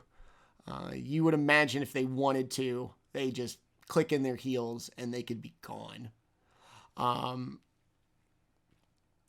Turns dark, and just as it does, the torches that you're following now, more than by sight of anything else, go out. Yes. Now we can hunt them. Oh, wait. We are not hunting them, are we? We're in a sense, we are. Passive we're hunting? Curiosity the hunting? thing is, there's a very high likelihood we're following them to some other allies of theirs. So our stories will either end here, or we will make great allies. And I think it's a risk we should take. Oh, boy. Okay. If you are wrong, Caius will strike you for this. All right, you're going to keep following? Proclamation. Yeah, I mean, if we can see, if I can keep track Okay. of them, I'll follow them and trust Okay. the Well, Kai man. go ahead and give me a survival check. You're not going to be following them by torchlight anymore. You're going to have to rely on their kind of cutting a swath through the grass. So lay it on me. Okay. Hey, yeah. Oh, a 6. Ooh. Okay. They did try. I've been rolling below 10 quite a bit this game. So. They did go 3 wide. They are on horseback, so it is not too difficult to track. It seems as if at some point you kind of almost follow them in a circle, as if they were almost intentionally trying to lose you, or at least lay down some tracks and delay you, perhaps. You successfully follow. You don't lose ever, like, the trail of grass that they tramp down on their way. Eventually coming to the trade road by the middle of the morning, if you kind of kept going, hot on the trail, if you will. By about 2 a.m. or thereabouts, the trail that they've been cutting through the grass eventually leads back to a major road. And from there, the kind of tracks all kind of mingle in with what appears to be like a pretty wide road, very well traveled. Even you see lanterns every couple of 100 yards to light it. But the trail, as far as the riders go, kind of ends at the road. You don't know east, west, north, south. Did they keep going? Did they go up into the mountains? At this point, you've kind of lost them.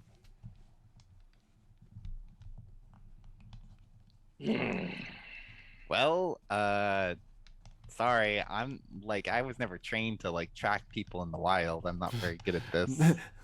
It's not what I am by like track people down. I track people down in the city. I ask not questions in the about, hey, wild. have you seen this guy? It's all right.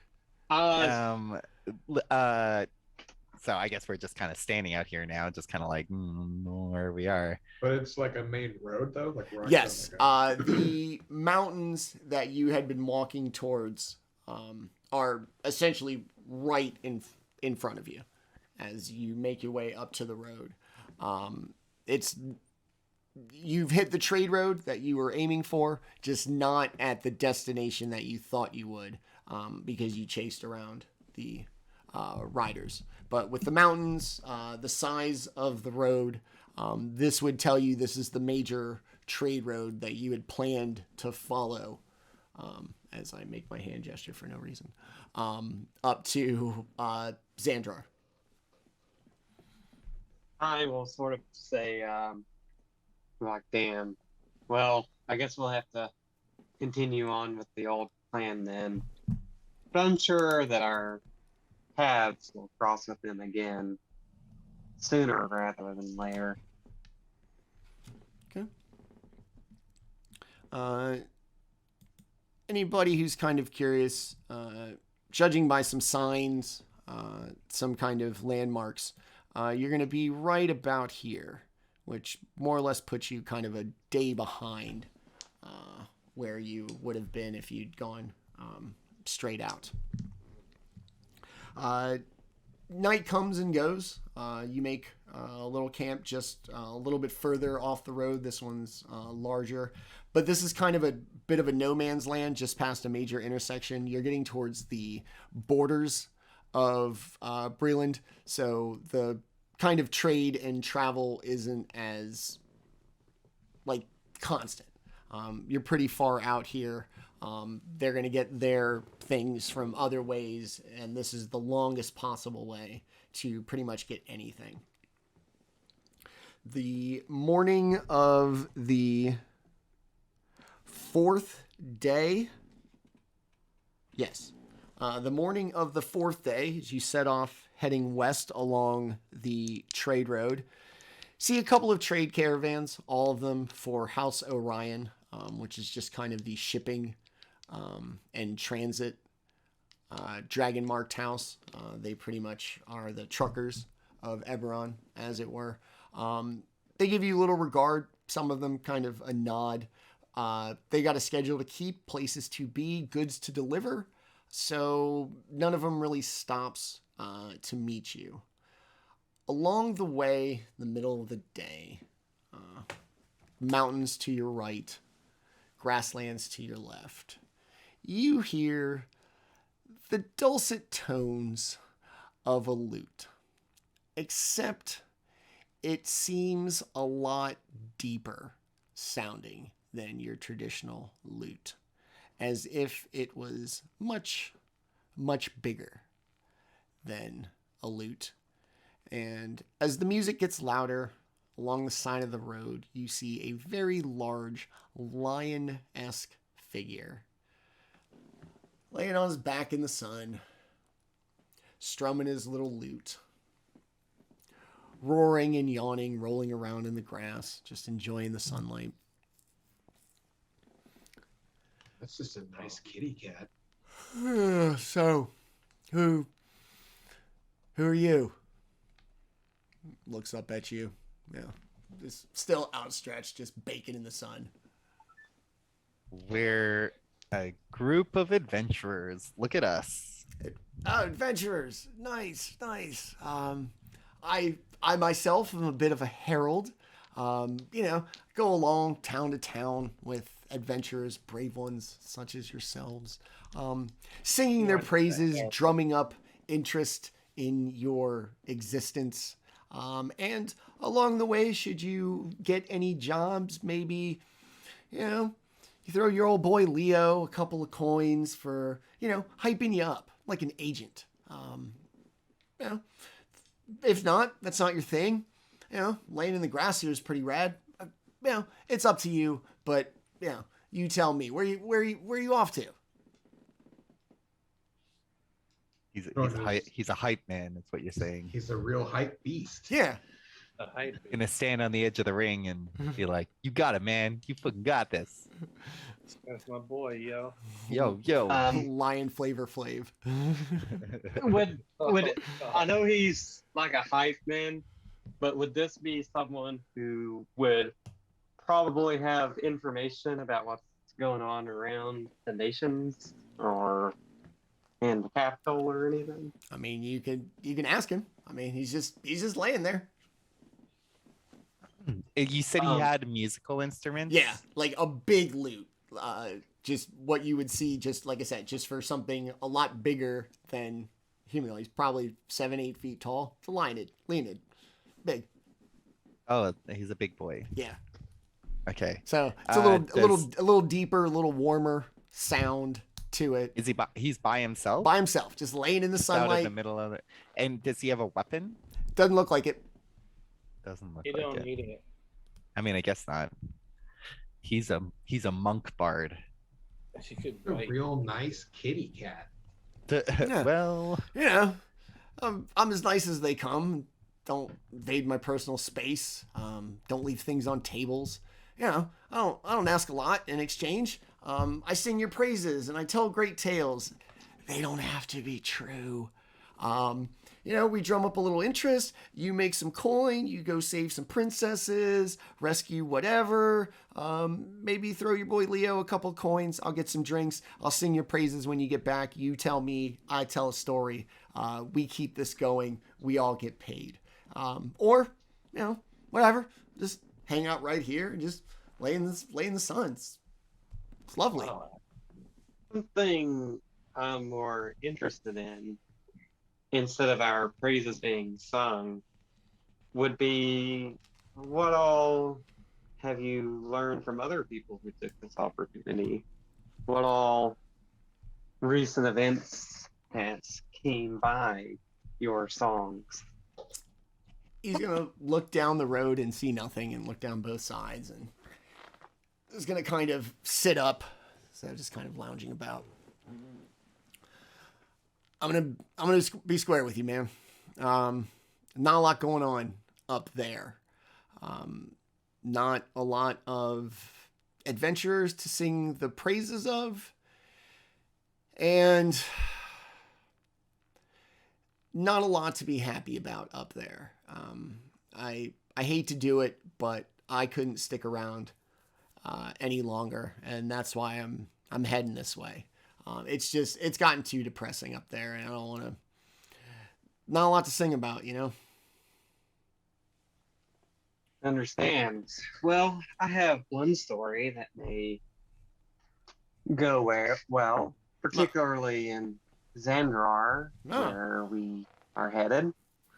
This fellow over here, pointing towards the Goliath, she was able to fight a corrupt, Brayless military member, someone who was trying to abuse their authority, and they tried to attack us for no reason other than wanting to exercise their authority. Well, of course, we didn't kill the authority. Obviously, that would be wrong. But because they assaulted us, we did take their badge. So possibly, you know, we took it as a trophy. Okay.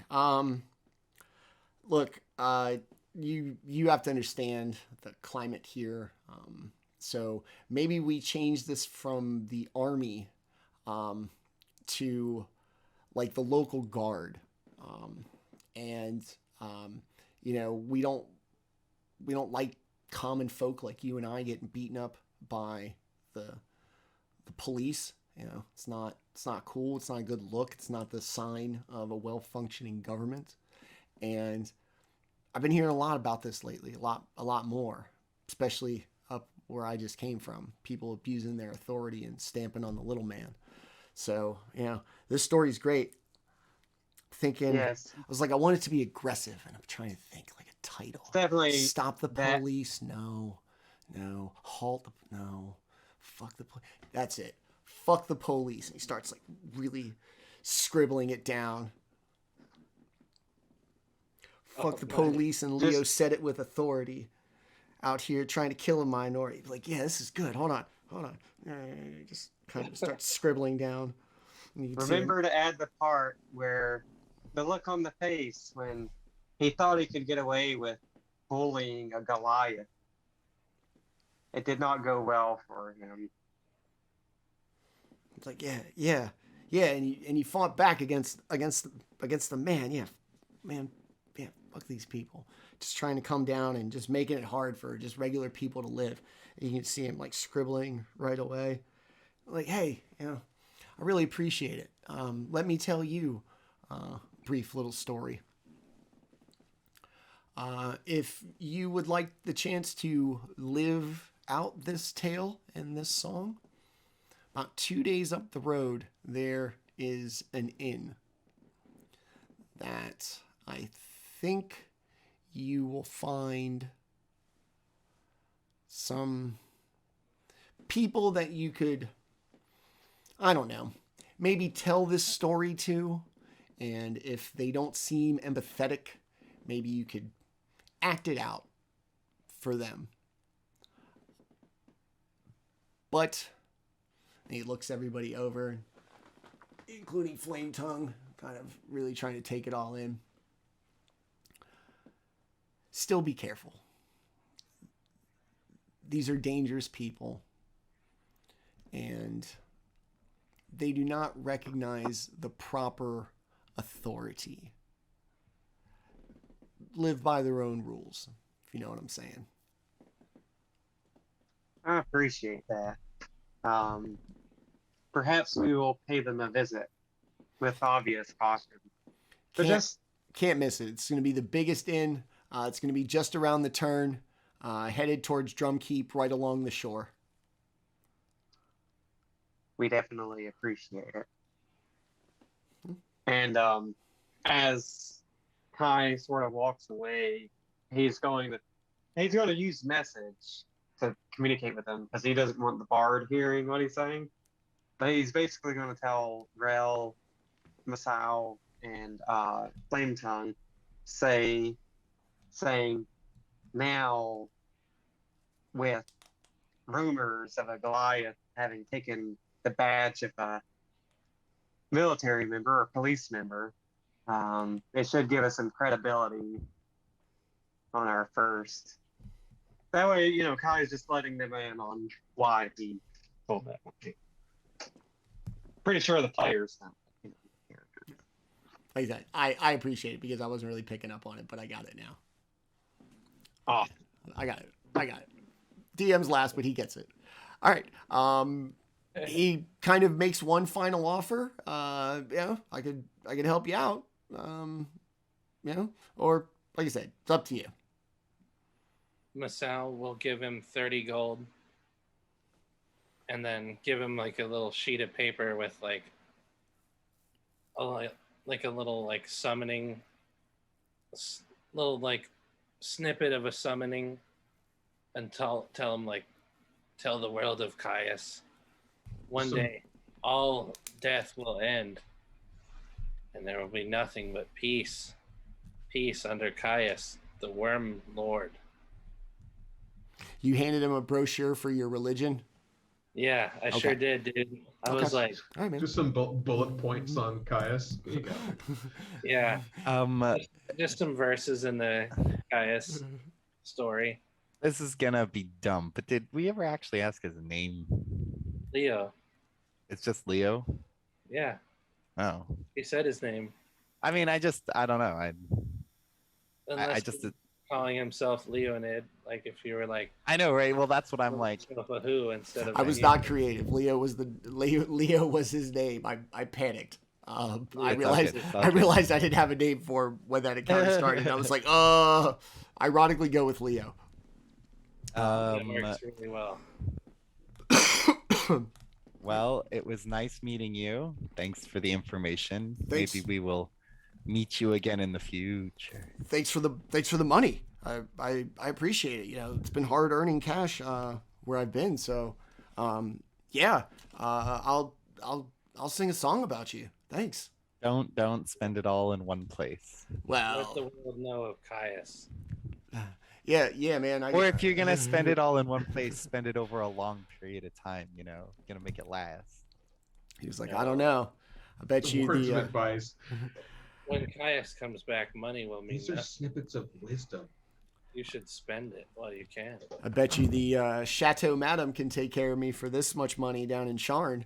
And he kind of just goes back. He takes the coin purse and kind of tucks it underneath his head. Do I know what that is? We brought it up in the one shots while you're on vacation. It's the big like pleasure house in Like a Sharn. brothel? Yes. Well, I'm from Sharn. Yes. Yes, Yeah. you would know it. It is the premier brothel in Sharn. Premier. And its Oh. proprietor is known throughout the city. Madam. Madam? Female- Female She just called Warforged. Madam? Yes. Female Warforged. Warforged. Yes. Paid the money, ultimately believes in pleasure, wants her outside to reflect how she feels on the inside, and has the means to make that happen. She is super cool, And does it to fuck with Shard people. Myself. especially if you ask Mimsy. Yeah, Madam's cool. So yeah, he just kind of lays there, tucks his coin purse under his head, goes back to writing his new opus, which he lets you know the title seems "Fuck the Police" from the beginning, and he's just scribbling away, and you can see him like really getting into it. He throws in like a lion roar in the middle to like emphasize his points. As you walk away, fourth day passes, nothing. By the end of the fourth day, you are beginning to make the turn around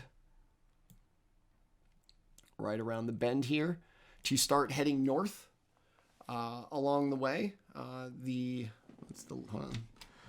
Silver Lake will be on your left as you make your way along the road, and you start to see for the first time in several days traffic and really kind of congested roads kind of converging on this one tiny little seaside town. It's got a dock, looks like a little bit of a fishing industry, but this seems to be the first kind of activity really that you've seen along the way.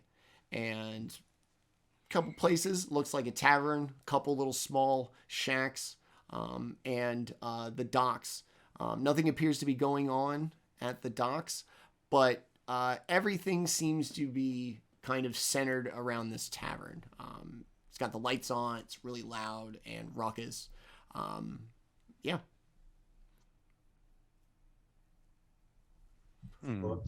Let's make our way to the inn that Leo told us about. Okay. I think this is the first inn that we'll like properly go to without like some, Oh, yeah. It's not Yeah. safe. It's an inn. exactly. It's we're Actually. gonna run into another group of adventurers, and the cardinal rule: Gotta if two kill 'em. adventuring groups meet each other, they have to fight in the bar. It's always the rule. I was thinking more Yeah. West Side Story. If you meet dance in the off, but wild- you're is that you where meet in the wild, you're allowed to team up and kill a dragon together or something like that. But if you meet up at the same time in a bar, Adventure calls. Time to fight. you Yeah. gotta- where That's where right. where does Throw the down West the Side glove. Story dance number happen? Is that a thing? Because if not, I need to write one of those encounters.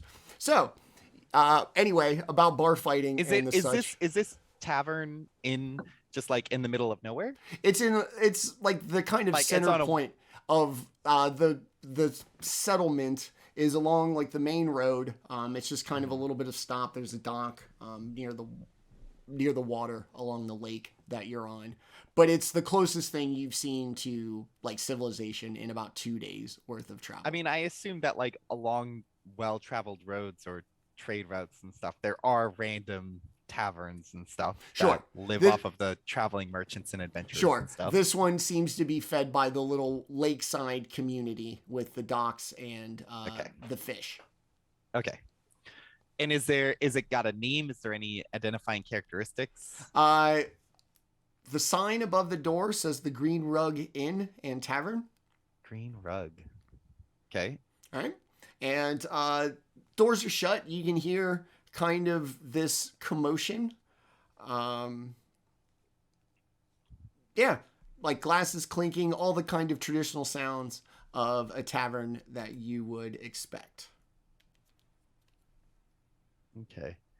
I will open the door and step inside first. All right.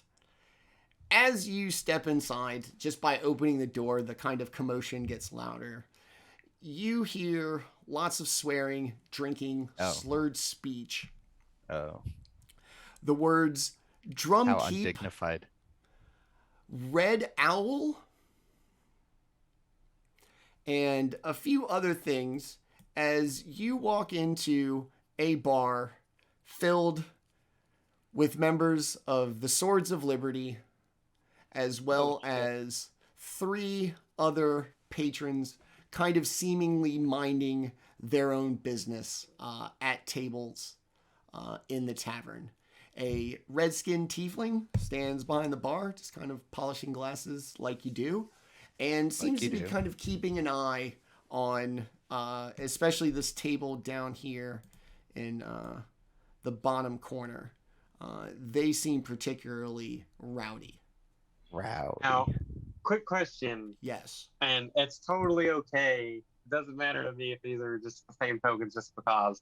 But are these tokens here, are they the same ones that we saw in that one town? Because I know this one. I know. They're not the same people. Yes. Gotta reuse some tokens. I just wanted Good for you for remembering that. Actually, I recognize the tiefling, so... Oh, wow. Yes, the tiefling's been the bartender for my last, 3 taverns. So, yes, you do not recognize the other people. Don't hate a guy for having a career. He works at drinks will multiple... travel. Yeah. It's like Nurse Joy and the police officer. Yeah. He's got a simulacrum in every tavern. Yes. Yeah. So he stands He's back actually there, the most powerful wizard in the world. but just runs every tavern. Loves tending bar, loves helping people with their relationship problems. Really big fan of IPAs. I literally did that just like when I worked on Sunday or whatever. I literally was helping somebody with their relationship problems. You're literally a therapist when you work in this. Yes. You're like, tell me about how he cheated on you. Mm-hmm. Yeah, I gotta go make this Jack and Coke. I'll be back. Yeah, I'm There's listening. my hand tool. Oh, there it is. Okay. Okay. I'm gonna stand in. I'm gonna take a quick survey of the crowd, and I'm gonna just, I guess, instinctually just move to this table over here and pop a squat down and sort of signal. Is there a server or waiter, or is it just the bartender? Just the bartender. Garçon. Okay. I guess I'll clean the table and then notice that and then stand up and go to the bar and order 4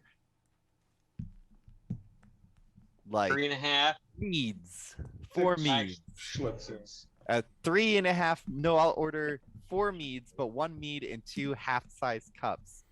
And then we'll give an extra one to the big guy and half a cup to the small guy. He looks he looks down at Kai, kind of make sure that you are gnome like size an cups adult. here, You're buddy. an adult. Make sure you're an adult gnome and not like a child of something else, like a teenage halfling. He kind of scowls back, knowing what because he's dealt with this. Like, man, he just rubs his beard. He's like, "Come on." I'm middle aged. Kind of 196 years old. Puts his hands up. Yeah, look, man, I'm just doing my job. All right, sure. Regular size. I guess regular a gold size coin. Is that enough? Oh, thanks. I don't know how much drinks are.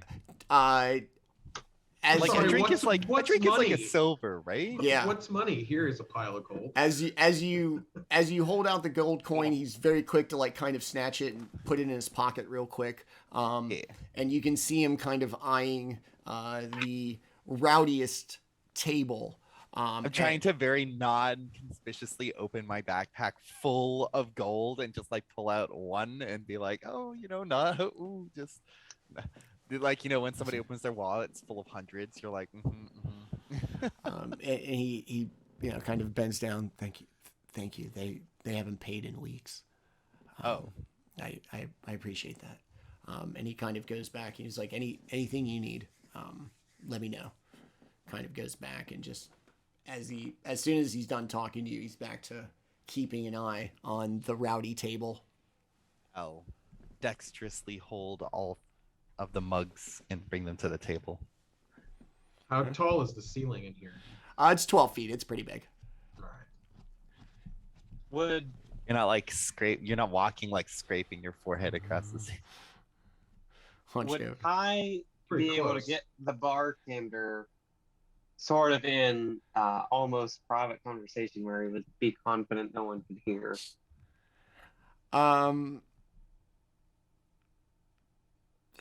I mean, first you'd have to stand on a stool so that you can see him. I mean, And if you were to come around like over here, and he kind of came to you in the gap of the bar, I guess he could like kneel down and you could whisper in his ear if that's what you wanted to do. Would this Yeah. be your favorite thing if it happened to you in real life at a bar? Um, Hey, come over here. Let me whisper in your ear, bartender. All actually, right. I mean, things like that have happened. $20 is $20, man. Rent's due. So Kai will sort of call him over, and he will, because this bar is off of the main road, he will kind of say in a quiet voice, kind of a somber look on his face. He'll say, "Have you seen I know gnomes aren't very common, like in Breland, at least. Have you seen a brunette gnome, roughly my age, about 150 years old? That's- Braided hair, brown eyes, 3 foot. Goes by the name of Lyra." no, man. Look, I'm first of all, I'm sorry about the age thing. You got to understand, it's just how it goes here. Second, I'm gonna be honest with you. Unless you're a regular, I'm not really good at like faces and stuff. And plus, I only know really people by what they drink. If you told me what she drank, maybe that might be the best way. But as far as like, have I seen this person? Like, I'm terrible at it. I'm sorry. She would have never been able to afford something pricey. Whatever she drank would have been cheap. And he's going to kind of turn his body and use minor illusion to kind of conjure up like a very small image of this gnome and say, ring any bells? No, man, I'm sorry. I can't say that it does. I am sorry. It's just business hasn't been too good around here. And you can see him kind of gesture like over the bar. He's going to be down, like probably hunched behind it, talking to you. So he's going to kind of do this. He's like, business hasn't been very good lately. So I don't know. Sorry. He's going to kind of grit his teeth. Not like in anger at the bartender, just like at frustration. And he's just going to say, okay. And kind of like just walk off back to the bar. And then he's just going to like down his mead. Or ale. Well, what did you order? I got mead. Mead. Awesome. He's going to down the mead. He is frustrated. Well, he was sort of out of earshot of you all. You can tell whatever he tried to figure out, he did not get what he wanted.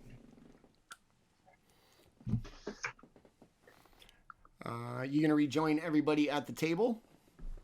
Yep, just drinking. Okay. Frustrated. Bartender's gonna go back. As you kind of sit there at the tavern, taking it all in. They would have given the bartender a gold coin too. No. Sorry. Just for he doesn't do as much of an effort to hide it, assuming he can't be seen ducked down behind the bar talking to Kai. So he's gonna tuck it in his shirt and like with a very genuine expression of gratitude. Thank you. It's been hard, so but thank you. And he kind of stands back up and tries to, you know, look around as if he was just on the ground, like looking for something, maybe not talking to somebody.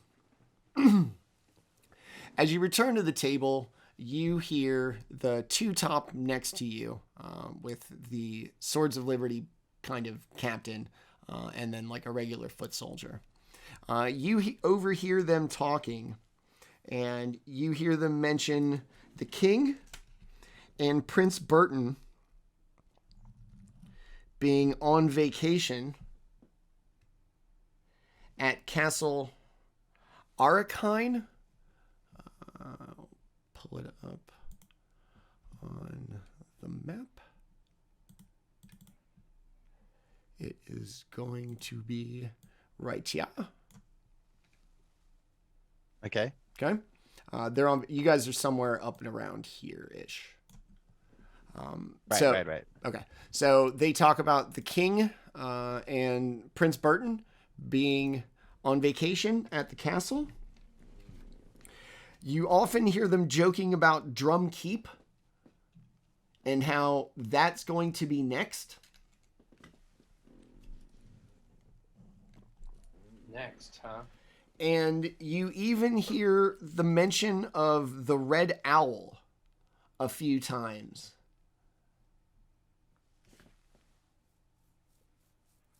Red owl.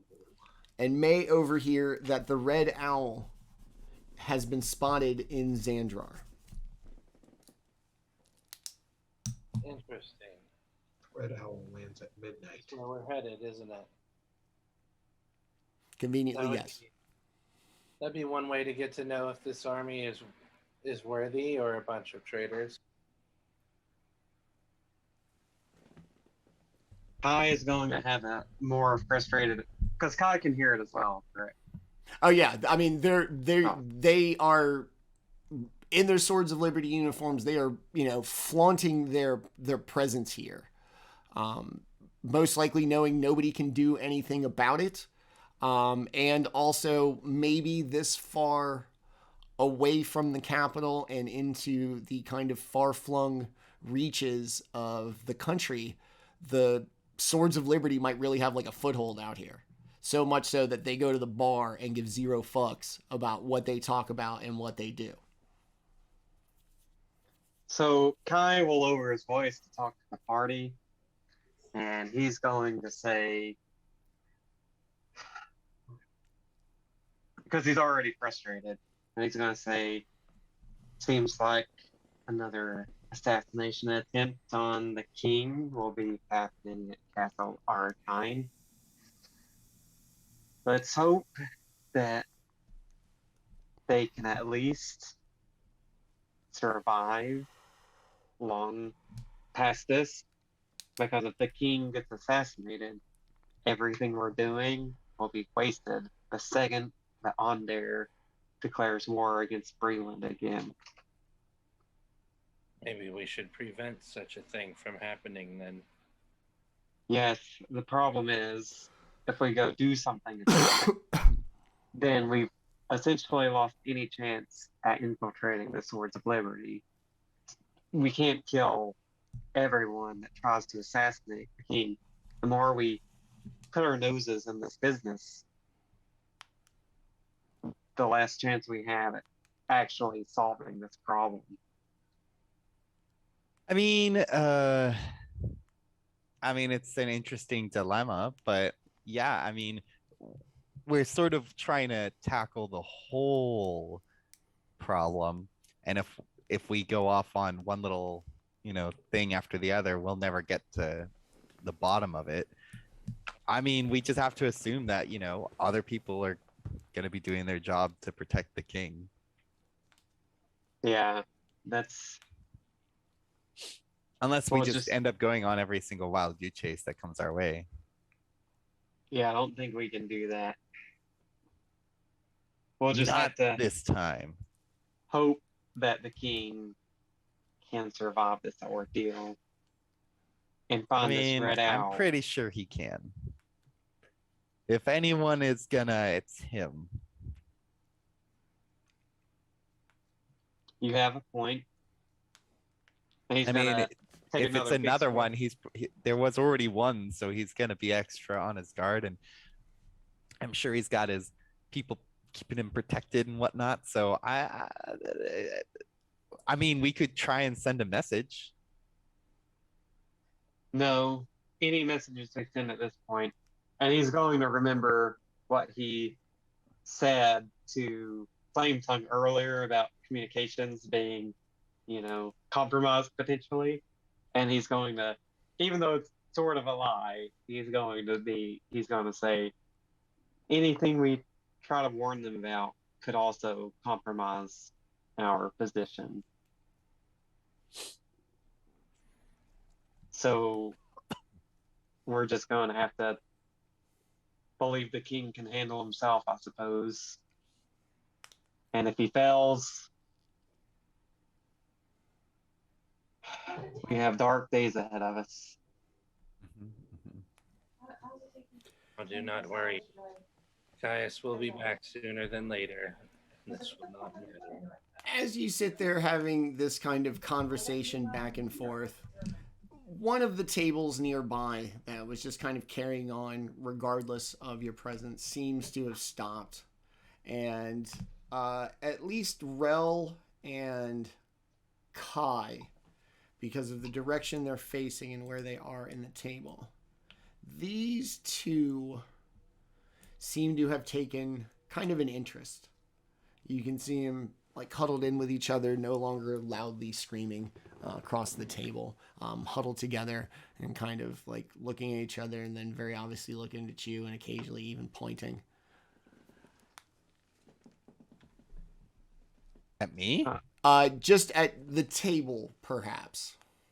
Kai is already pretty frustrated about his news, and he's drank a little bit more than he normally would. Not like to the point of being totally drunk, but he's just going to look at them. Feeling good. I'm feeling frisky. He's going to look at them like he could literally kill them. And he's going to say, he's going to kind of yell out, he's going to say, I don't know what you're looking at us for. You claim to love this land and love its people, but you can't even pay your community's tavern when you drink all of their ale. Look the other fucking way. And he's just gonna like take another swig, and he's just gonna keep staring at him. Give me an intimidation check at advantage, because that was fucking rad. Masaow is like, that's how you do it. See, you always get into a fight in a tavern. I told Oh, you. Nat 20. Okay. Wow, you made them shite. As he's definitely going to kind of jump back. I beg your pardon, little man. My quarrel is not with you. Obviously, rightly so. You've been quite ferocious in tiny little package. My concern is for your long-haired friend there. And puts his arm out, points at Masaow. Now, I might not be smartest man in the world, but I do recognize the baby blues of the Brailish army. And I don't know if you've been paying attention, this is not exactly Brailish army territory. So, this is what's going to happen. You're going to get up. You're going to leave your satchels. You're going to walk out of here. You're going to go back to Rote. You tell everybody in the capital, this land will be ours soon. They can either leave peacefully and exist in exile, or their heads will rest on spikes at the castle.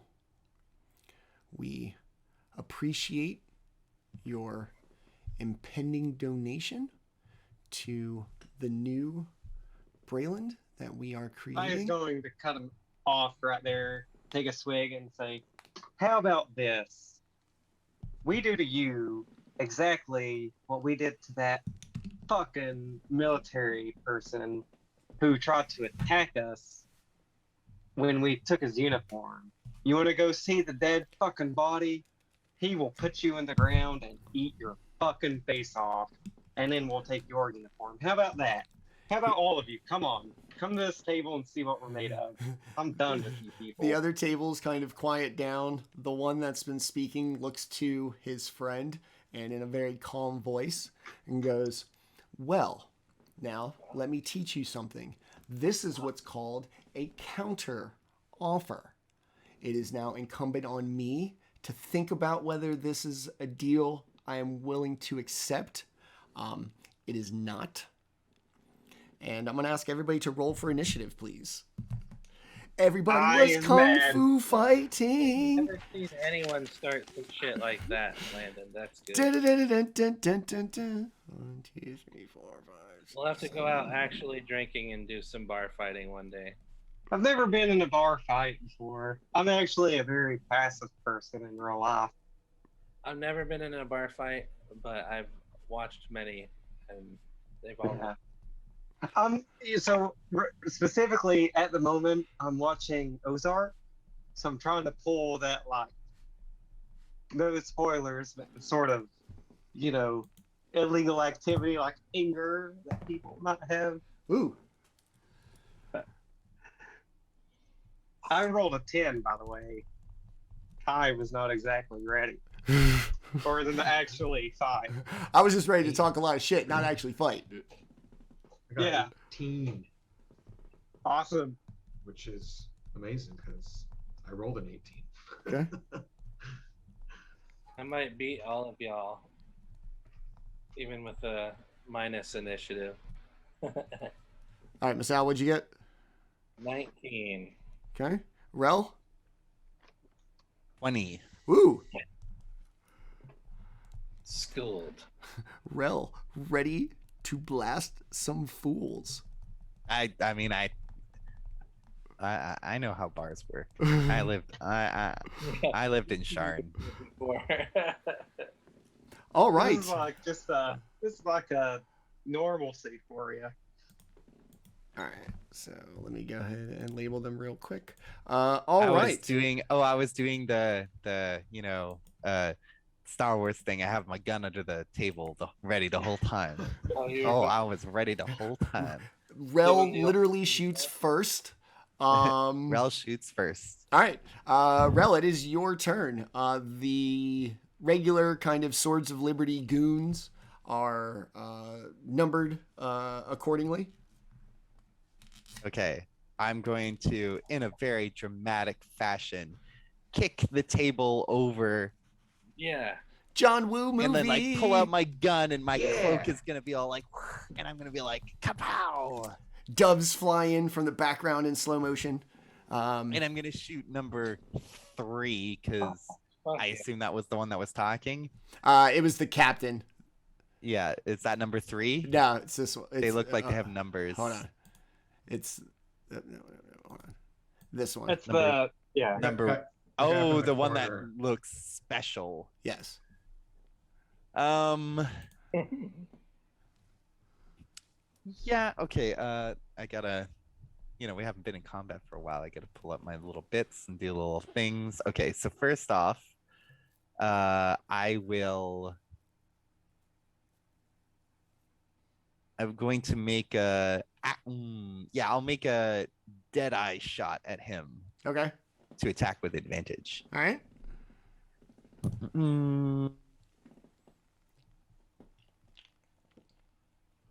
Not very good. A 15. That hits. Okay. So let's see.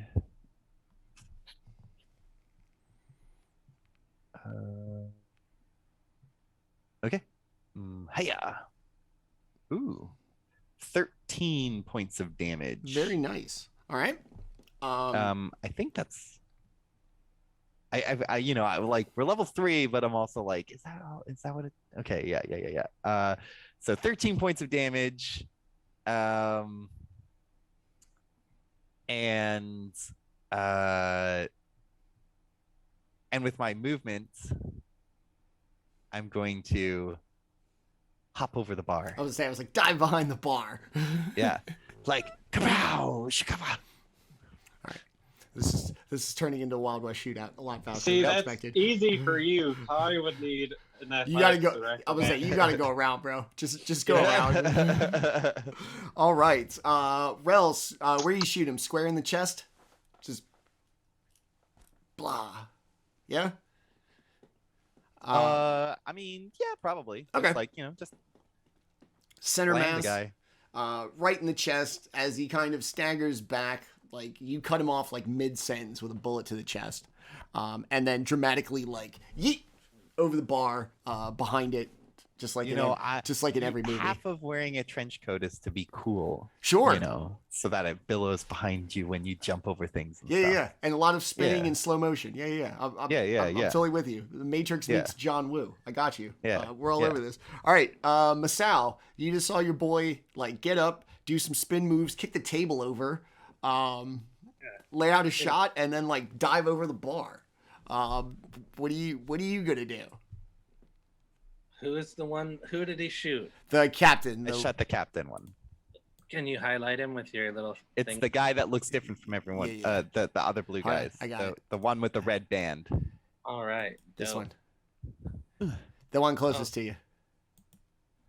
So while I'm staring at him, my eye kind of like moves over to the side and a black worm comes out of my eye socket and shoots a blue beam. As is normal. Awesome. So, all right, Does a 20 AC hit? Yes. All right. Well, then he's been hit with chill touch. Cold. Oh, that's chilly. Hold on. Did not mean to hit that button. All right. Has to go put on a cardigan. That's a D8. A fucking D8. Fucking D8. So it's 5 cold damage Okay. to the man. Is his movement speed halved or anything? Let's see here. Hey. You use chill touch? Chill touch. Yep. That's necrotic damage. Oh, it's necrotic damage. My bad. Yeah. Sorry. It I know. is? Yeah. I had gotten that confused before, so I had remembered. That's the first time I've used Metaphorical cold hand of death, not like actually cold. not just like a freezing cold hand. Yeah, it is literally a ghostly skeletal hand. Yeah. That does it. Yeah. That's cool. I get it. Feels the same, different sensation. Sure. Splitting hairs. I got it. All right. Well, five necrotic, no movement or anything. Okay. Is effect. Oh, and then I'm going to get up off of my seat and kind of like attempt to jump over the bar. Okay. So, you're gonna make it. You barely managed to not onto the bar or like over the bar, like with over Rel. the bar. Okay. You're gonna kind of trip. Your robe's gonna get caught. Like as you try to knee your way over, you're gonna fall. You're almost gonna fall on the bartender. But you make it there. You're just kind of all awkward about it. Falling over the bar. Is that the end of your turn? Yep. All right, heard. Flametongue, you are next to act. 2 of your compatriots have dove over the bar. The dude who was popping off is not looking well at all. And then everybody else is untouched. What would you like to do? Scared, yo. I jumped. Yeah, let's see if we can't take out their leader and demoralize them a bit. I will hop up out of my seat and shout, "Burn you all for Oathbreakers," and run over here and attack this guy with my greatsword. All right. Yay. Killing. a 9. That does not. Oh. Comes over, big strides, telegraphing your thing the whole way. Big, huge swing, and he's just going to slide out of the way. Paladins don't get 2 actions at level 3, do they? No. No.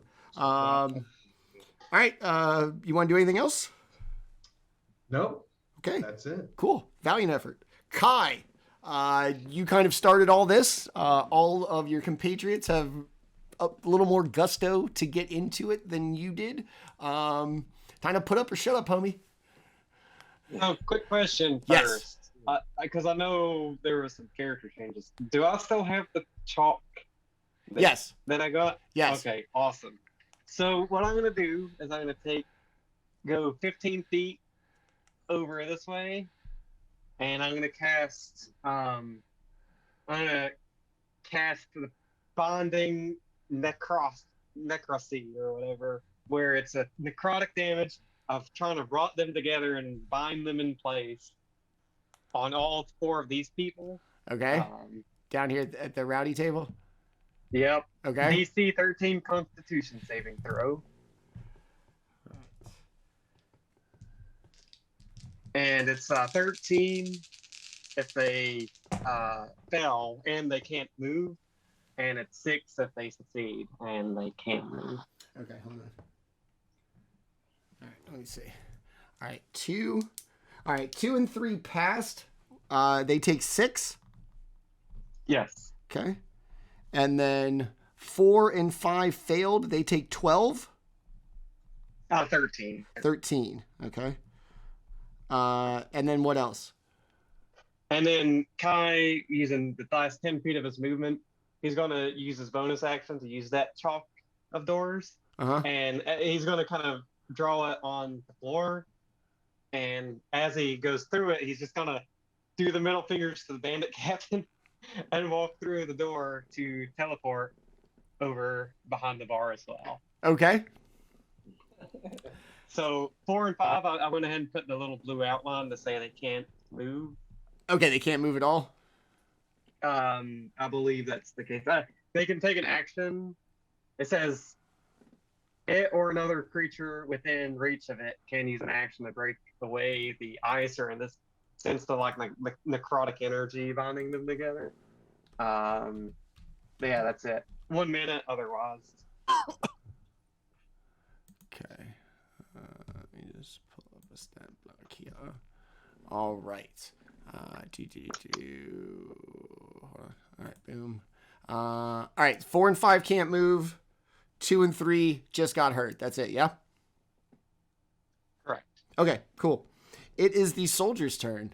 The captain is going to take a shot at our Goliath. It's not going to work because it rolled out. That's going to be a 14 to hit. I'm guessing no. Nope. Okay. 18. Number 1 is going to get up on the table to try to meet you like eye to eye. Give like a scream and a yell. That's going to be a nat 20. Ooh. Nat 12. And you're going to take 6 slashing damage as it's just going to come down with a big sword chop. Oh man, all you bitches are behind the bar, huh? Ah! Retreat! No Yo. procedure. Kai learned his lesson. You got to bob and weave. Okay. He tried to be a hero last time and was Serpentine. knocked unconscious. These 2 are going to make their way. Oh, I didn't mean to blow them up there. These are going to make their way.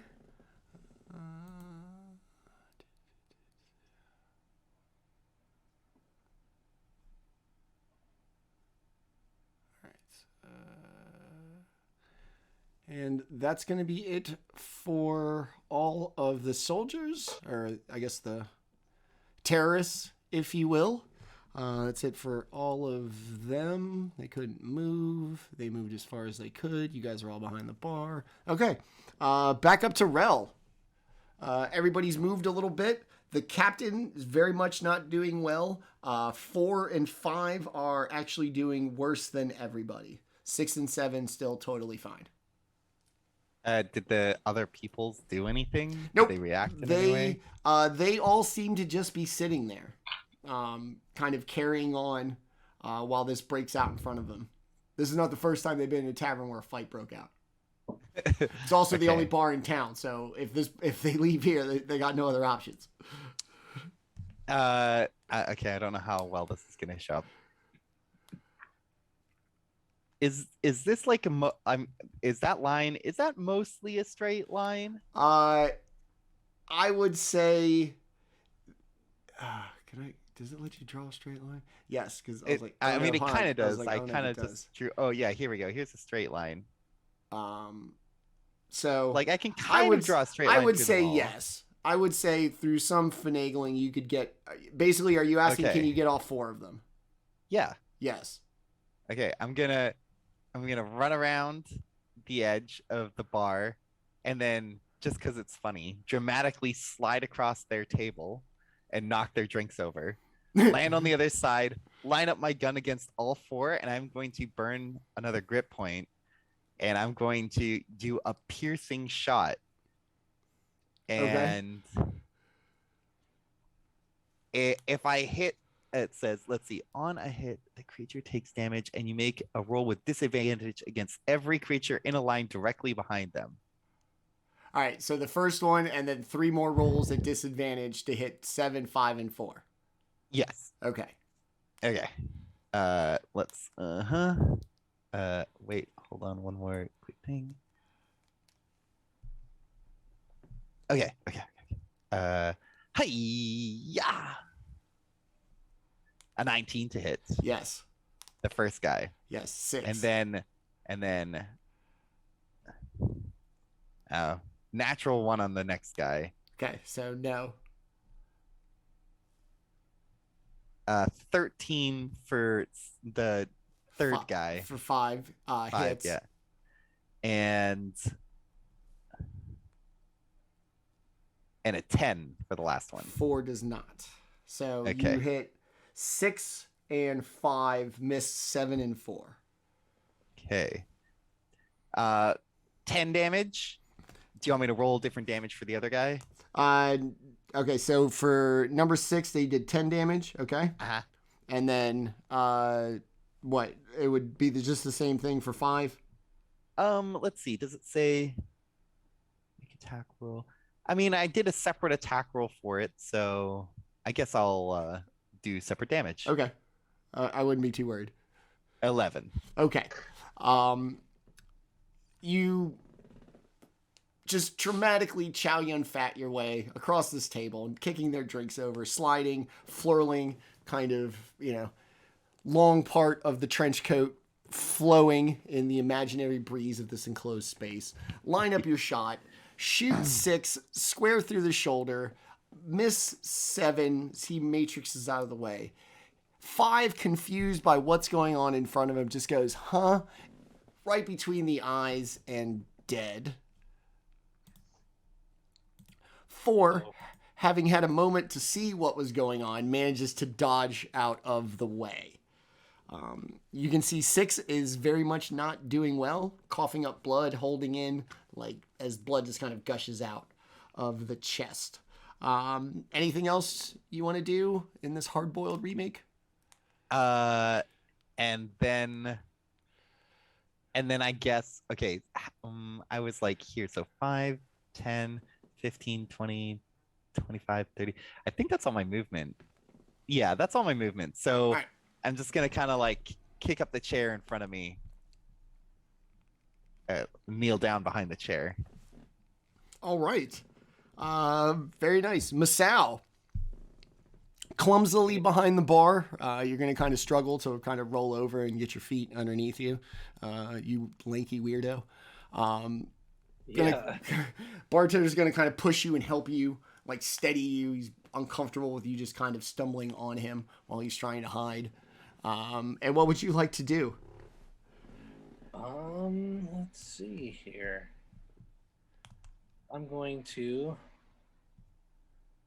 attempt to again chill touch one of them. How's number 1 looking? Unharmed. Fresh. All right. So does a 15 hit? It does. All right. And he takes 8 necrotic damage Okay. from my necrotic eye worm. All right, you're gonna see kind of skin turn a little black and him kind of like really freak out, screaming in pain. You still good behind the bar? Gonna hang out? Yep, I'm shooting from back there. All right, Flametongue. You seem to be the most popular gal at the ball or this table, as the case may be. Captain not doing well. 1 just having taken his necrotic worm. 2 and 3 having been, what happened to them? Oh, they got they got hit with Kai's spell. 4 barely hanging on. 6 and 7 not doing well either. I'm gonna go and take another swing at the leader here. The Okay. captain.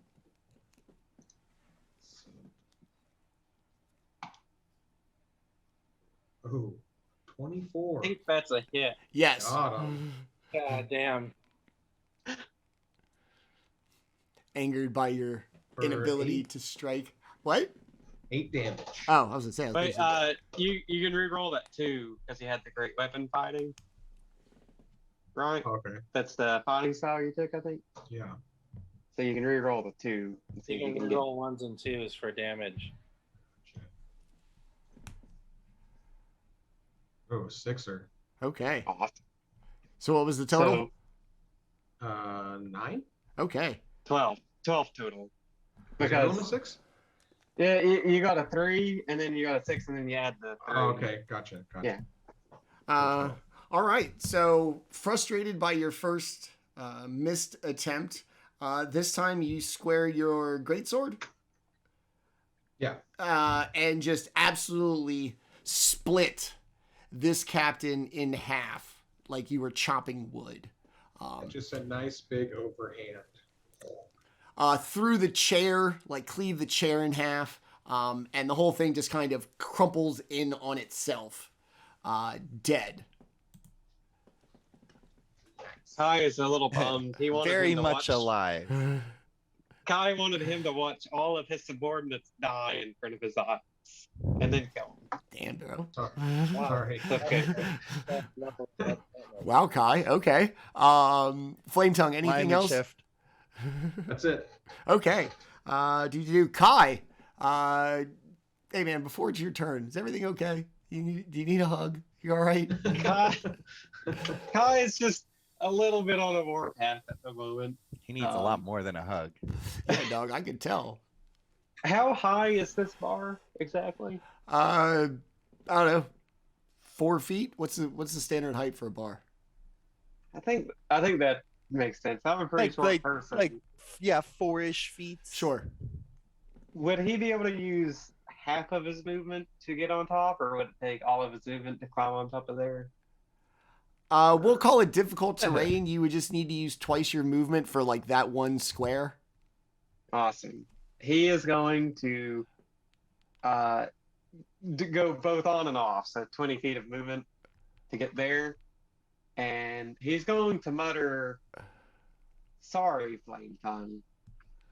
And then he's going to cast Necromantic Burning Hands to affect all 4 people. If there was a better way to do it, he would not do it. You can't But cast he's- it. You can't cast it like behind them. Ah, fuck it. I don't care. Whatever. Do what you want. Well, the thing is that if 20 feet, I could get. Well, if I got here, I guess. Would I be able to do a cone to affect them, but not her at this? Because this is the The maximum. cone, amount of- yes, because it like the way they do it with the grids is weird. One side is a little short, and then the other side is a little long. Awesome. In that case, I can do it without hitting her. That's what I'll do. That's the maximum movement I have, though, so I can't move from this spot. So just so you know, Flametongue, It's a save, I'm yeah? it's a save. Oh, let her make the 13. save, man. She's a paladin. Let her make the save. Yeah, I can make a save. I can also shrug off damage as well. Being Okay. Goliath. Yeah. It can That's also preferable. chop you in half, so Yeah. it all works out. You know, plan accordingly.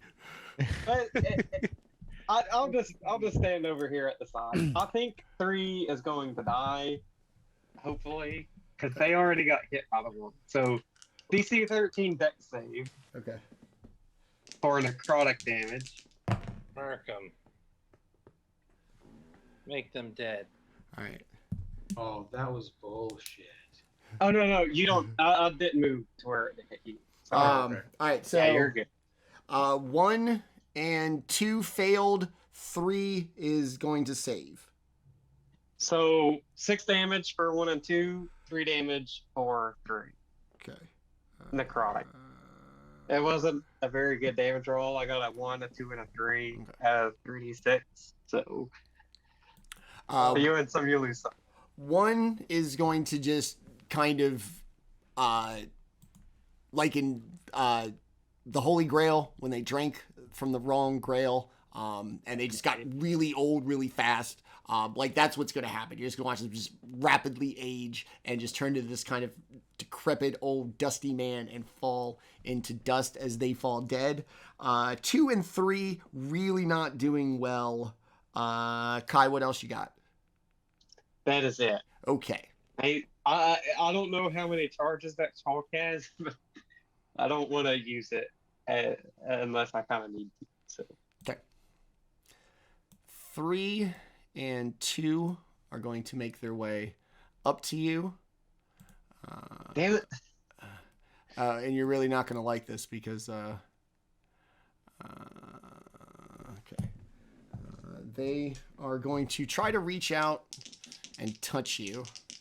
I inflict wounds. It is. Damn. They rolled a 1 and a 5, so they're going to clumsily miss as they try to bend over, and you are too short for them to reach. These assholes still aren't going to fucking make it. Awesome. And then 4 and 5 can't move. Hey, they're in a line though. I know, Dustin. but they're also coming for you, so you better hope he kills them all. All right, that is it for the soldiers, and it is Rel's turn. I mean, gotta give it a shot, Let's see. Yeah, you're basically just gonna do like straight along this line and essentially hit all 4 of them. Yeah. Give it a whirl. Including the red-haired guy. Okay, let's see. You can expend 1 to attempt to shoot through multiple enemies. Yada yada yada. Yeah, okay. Okay. All right. Burning all my grit. Here we go. Ooh. 14 to hit, the first guy. Yes. Okay. Then let's get some disadvantage happening. Disadvantage. Natural 1. Disadvantage. 10. Okay. No. And all right, that's 7. and a 16. 2. Yes. And then 3. No. I did 4. How do I bring up the list? So then, you got 14. I did 14. Yes. Then an 8. Okay, no. Then a 10. Okay, also no. And then a 16. Okay. To third. So all right. so I hit the first one and the last one. You hit 6 and 3. Yeah. Okay. So 6 takes 5 points of damage. Just straight through the chest, collapsing as he looks through like the gaping hole in his chest and just collapses down dead. And then miss, and then 3 takes another 5 points of damage. seemingly confused and concerned about trying to still bend down to touch Kai, takes it right in the side of the head, crumples down dead. I guess just for RP reasons, I'm gonna dramatically push the guy out of the way so I don't shoot this person that's right in front of me. Move, man. I'm gonna like knock him out of his chair a little bit. My drink. He kind of falls out of his chair. All right. And then in slow motion, as his drink's flying, I shoot my bullet through the drink liquid. Like rains on his face. We're getting dramatic this episode. Is Here it we like go. rains on his face? Like, oh, it's better. All right. Masaow, chilling behind the bar. 2, 7, and 4 seem to be all that is left. Yes. All right. I'm going to come out from the bar and walk up to these guys here. Okay. Just to highlight, the guys in red are really not doing well. They are not doing well. Yeah, 2 and 4. Excellent. All Time right. to eat some faces. Huh? I said time to eat some faces. Basically, it is indeed time to eat some faces. Let's see here. All right. So, Masaow lifts his arms up over his head, and a whole bunch of giant black worms just shoot out of his rib cage and start whacking on these two guys. Okay. And they need to make strength saves of 13. Ooh. Fail and fail. Excellent. This is like the guy from Umbrella Academy, right? The ghost guy. Who? I've never seen Umbrella Academy. Okay. There's a guy he's like a ghost, but he can also like conjure tentacles like a kraken from his body. Yeah. So that's what I'm thinking of. All right, let's see here. I need one more of those. Okay. So they take 17 necrotic damage. As the worms hit them, they're consumed like scarabs and just turn to fetid flesh, just crawl all over, eventually just leaving like a skeleton. Do your worms eat bones too? Oh yeah, they're gonna start trying to swallow. So they're just rendered all the flesh from the body and are now starting in on the piles of bones from the now 2 dead Swords of Liberty soldiers that you encountered. All right. What else you got? That is it. All right. Flametongue, it is you, and you have 1 enemy remaining. 1, 2, 3, 4, 5, 6. And I don't think you're going to make it in movement speed. Can't quite get there. So oh, you're a paladin. You could do shit from a distance. Yeah, I don't have any Oh. harming spells. I picked all like healing and buffs. Good for you. Yeah, I'm a real nice boy. Selfless. Is anybody? No one's injured yet, so I'm just gonna go. I'm the only one that's injured, I guess. So I'll just go down here and smash through these tables, just power stomping through them towards towards this guy down here. Just swinging the great sword, whacking tables. Bartender like looks up, like, "Fuck, man, my furniture. God damn it." Just try not to tear up the place too bad, but thank you. And he kind of ducks back behind the bar. All right, so you smashed my man's furniture. You made a dramatic tantrum across the bar. You want to roar? Yeah, I was going to level my sword at this guy. Next. All right. If someone doesn't shoot him first. Kai, you watched your newfound chariot just kaiju their way through this bar, kicking and smashing tables. You're wondering if a giant moth is going to show up and fight the party next. And all that remains is number 4, who still can't move, and is very much so not doing well. So Kai is going to this number 4 guy. He's going to hear the tolling of bells at a DC 13 Wisdom save. We know those bells. Yes, you do. Oh, it's going to be a 14. Ah, It's going to save. and I rolled an 11 too for damage. Okay. Oh, it's well, it's save or suck. Oh, that's right, it is. No, it's not. It's not. Yeah, it's not half on a save. Oh, that's I try to roll damage before I hear an Okay. answer, just so I have a that's sure. quicker.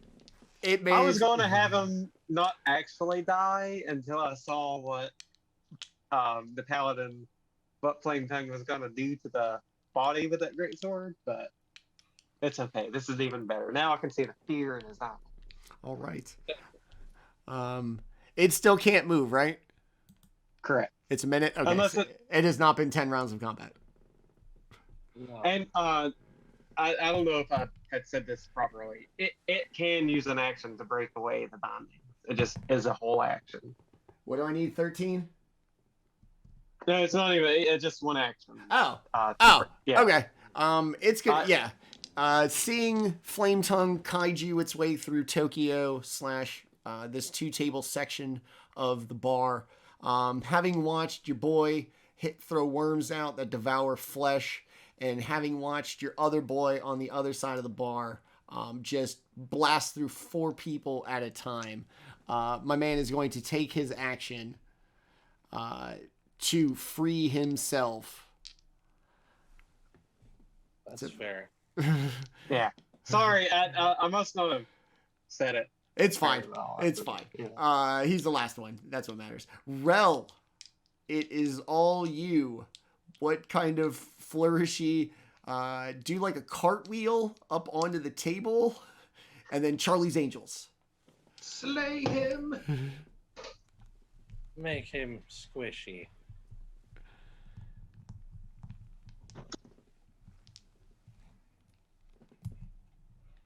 I'll change my lighting to red. Blood. There's only one person left, right? Yep, number 4. He's begging to be murked.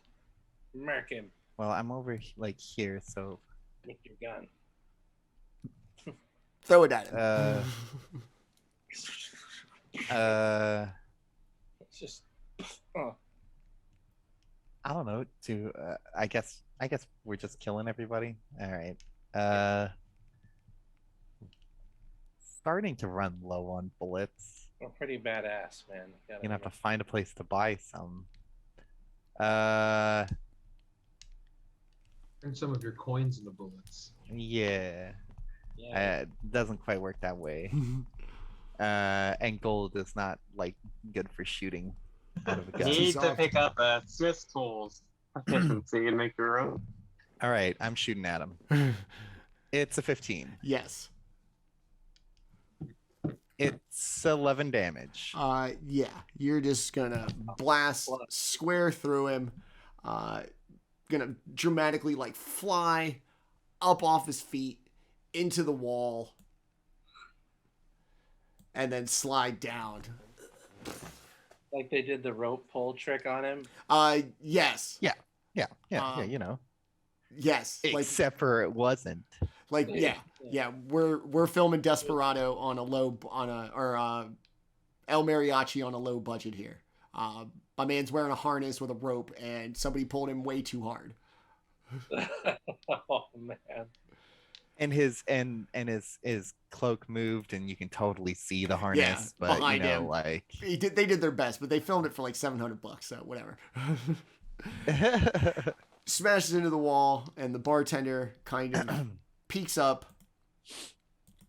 Hey, look, you guys, I really appreciate that. They've been destroying my business for weeks, but the problem is that they're everywhere up here, and I don't know how well some of you are going to blend in. but I you've guess we'll have to done change our uniforms. you've But done I'm gonna. this Oh, go ahead. place a service, and I thank you. I'll give him 10 gold for the tables and chairs that I smashed. I'm gonna pick up this guy, kind of plop him down on his seat, kind of wipe him off a bit. I'm gonna hand him I don't know. I'll give him 5 gold pieces. Sorry, man. I'm sorry. That was probably loud. But yeah. And I'll drop another 10 gold pieces for the bartender to fix up the mess that we made. Okay. Ty is going to somewhat ignore the bartender. Like, he intends on just letting the bartender have whatever gold that it could be found on the bandits or whatever. But he's going to specifically go to that captain guy and see if he can find any notes or any directions or anything to that effect. Okay. You find a coin purse with 60 gold pieces. He's carrying a silver rapier, like a, the vampire fighty kind. Nice. Vampire fighties. And he has a note.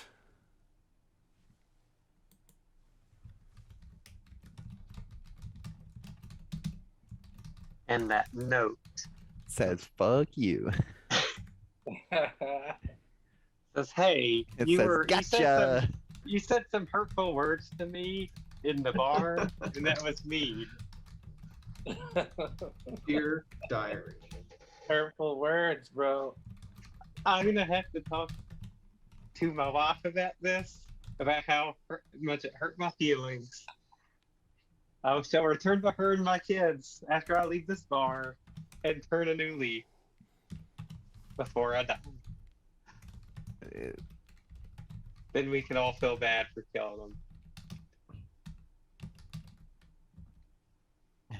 Today I went to the orphanage. I helped the 40 children there. I healed some wounds, and then I donated all of my income to the nuns of the church and went to the hospital and sang to the sick and the dying.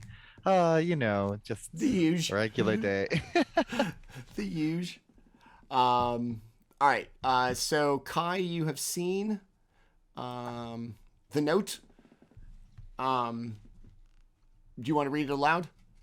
Yeah, this one he'll share. Okay. He'll say, "It looks like the Red Owl will be arriving in Xandrar.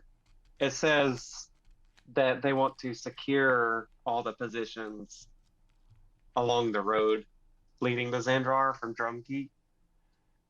So this is a perfect opportunity for us to go have a meeting." So is the Red Owl part of the... He's the assumed Swords of Liberty? leader. He's the assumed leader, or He's- the person pulling the strings. These rogues? So there, I put the actual letter, the exact wording, as if like Kai kind of showed everybody. But that's what it is. To Captain Millhouse, secure all forward positions along the trade road leading to Drumkeep and Xandrar. The Red Owl's arrival is imminent. And having defeated this bar full of patrons, as well as kind of gotten a secure lead on the Red Owl, who you have been chasing this entire season thus far, I am proud to say that you have all advanced to level 4, leading up to the final roll to the season finale. That's where we're going to leave it for tonight, obviously, with your successful level up. We will go ahead, we can role play it out, but we can go ahead and assume that you will take a rest upstairs in the rooms. So for all of your new things that you get at level 4, I believe it is also ASI and feat choice. And that's it, right? Nobody gets anything? No, I think Okay. that's across the boards. Okay, so everybody just gets ASI or feat. Okay. Uh-huh. All right, interesting as we continue to play this out. So yeah, that's going to be episode 8. We are so glad to have a full table. Nick, I think you fit in very well. Everything kind of moved along, so we appreciate you being here. And as you notice, behind these great characters, which you saw them play tonight, they're actually even better people. We'll do a quick little bit about themselves. We'll do some channel business here, and then we will get out of here and let everybody enjoy the rest of their Tuesday night. Let us start with Kai. You kind of seem to be the forefront of the evening this evening, especially talking some shit in the bar, man. Like, good Lord. Well, they shouldn't have started their shit after he just heard the news that he heard. Don't want no shit. Won't be no shit. All right, man. Like, hey, Yeah. You stood up for yourself, in character. You don't like the Swords of Liberty. We talked about a little away from the table about stepping into a bar fight, there being a bar fight. That was with another adventuring party. I figured the terrorist organization that you are chasing is a good substitute. So yeah, that was a lot of fun. Your shit talk was really very nice for a wizard. I don't know how often you get to be that aggressive in the library. No. It's only when someone pisses him off by getting the book that he wanted a copy of. They check it out before he can get to it. And then it's like Black Friday. They're tugging. Yeah. All right. But, yeah, so I'm Landon Baker. I have a wife and I have 2 St. Bernard dogs. They're basically everything to me. So the way Kai acted tonight would be how I acted if anyone ever messed with them. But I love video games. I love anime and manga. I also love death metal. I don't mention it too often, but yeah, I love death metal as well. Definitely. For it. Yeah, definitely. My preference in video games is like RPGs and stuff. It naturally drove me to try out Dungeons and Dragons, and ever since the first time I played Dungeons and Dragons, I've been hooked. That was like 3 years ago. And what I can say is this is definitely the best group I've ever played with. I appreciate you all for showing up and being such great players to play with. I love you all, you guys. So. Thanks, buddy. Awesome. Appreciate it. Rel, quite the devastating John Woo kind of actions in the bar. Totally dug it. Yeah, so killing Swords of Liberty 4 at a time. On your way to infiltrate the leadership. What are you thinking? I think it's gonna be hard to convince people that we're on their side when we keep killing everybody, but we're doing what we gotta do. They did attack us first. Rooting out the weak. Did they? Yeah. Oh yeah, I mean they pulled out their weapons. See? They attacked my character. Yeah. They were picking a fight before we ever. They made fun of Masaow's outfit, is basically what happened. And roundabout threatened. Which is upsetting. Yeah, things are good. We'll see what happens. I'm still undecided. Okay. Yep. Tell us a little about yourself. Oh, me? Yes, sir. Oh, I'm Dustin. I work too much, as everybody does, and yeah, I like the games. I like outdoor activities and traveling and stuff, and we can do that again, so that's nice. But mostly, I just like the opportunity to get to try to roleplay. All right. Love having you, buddy. All right, let us go to our weird, creepy guy who has the best intentions. So how does Flametongue fit into this task? Is she a herald now by default? Is it that, like, look, girl, I love you, but I only care about these two? How's that going to go? I haven't yet communed with Caius to ask him about his opinion on the paladin yet. Got it. Undecided. Waiting for the word from Boss Man. Heard. Protecting her just in case, but You never know. Don't want to fail before I get the word. Got it. Yeah, exactly. All right. I am Tenta, and I played Masaow today, and I love death metal and new metal, and I love all kinds of fighting, UFC and wrestling, and I love role playing games and video games, and I'm glad to be a part of this group. And yeah, there you go. Glad All right. to be here. And all right, let us finish up last and not least, our newest member who smashed up a bar in her first day, set probably the woods on fire. Smokey the Bear. Smokey the Bear would probably be disappointed. We, like I said, thanks for joining the group. I hope you had fun. I hope you can see yourself with us for a while. Please like me. Tell us a little bit about yourself before we get out of here. Yeah, my name is Nick. I live in California. I have a wife and a son whose name is Grizz, and he also happens to be a pug. Yeah, I just hang out with my dog and I work all the time. I'm a chef and I love playing D&D. I've been playing games with Tenta since we were like 15, 16. Oh, yeah. So yeah, he invited me and I really appreciate the opportunity to play with you guys. Thanks. Thanks, man. Appreciate it. All right, that is our amazing cast. Like I said, they're great role players. They're even better people behind them. As always, I've been your host and Dungeon Master Manny. At GrowedUpGeek on your social medias. Like I said, if you like anything we do, please show us support, like, follow, subscribe. New videos arrive on YouTube on Monday and Tuesday afternoons. So if you consume us that way, check us out there. Tomorrow night, Wednesday night, 7 p.m., same channel, same time.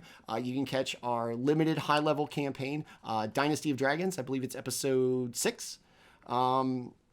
As that one really starts to ramp up, they're going to explore a bunch of undead and get the combat that my players have goaded me into. So they are going to be in for, they're straight up not going to be having a good time. So you can check that out tomorrow. If not, you can join us back here next Tuesday, 7 p.m. for episode 9, as we make our way towards Xandrar and the season finale of our first season here. To everybody who watched tonight, thank you so much. To my players, as always, it's great to see you. Thank you for coming out and letting me blah, blah, blah at you for fun. To everybody who watched, thank you very much. You can tune us in tomorrow night and catch us for Dynasty of Dragons. If not, we will see you next Tuesday for Tranquility's Twilight. Meantime, everybody take it easy. I love Dungeons & Dragons and the people who play it. Bye-bye.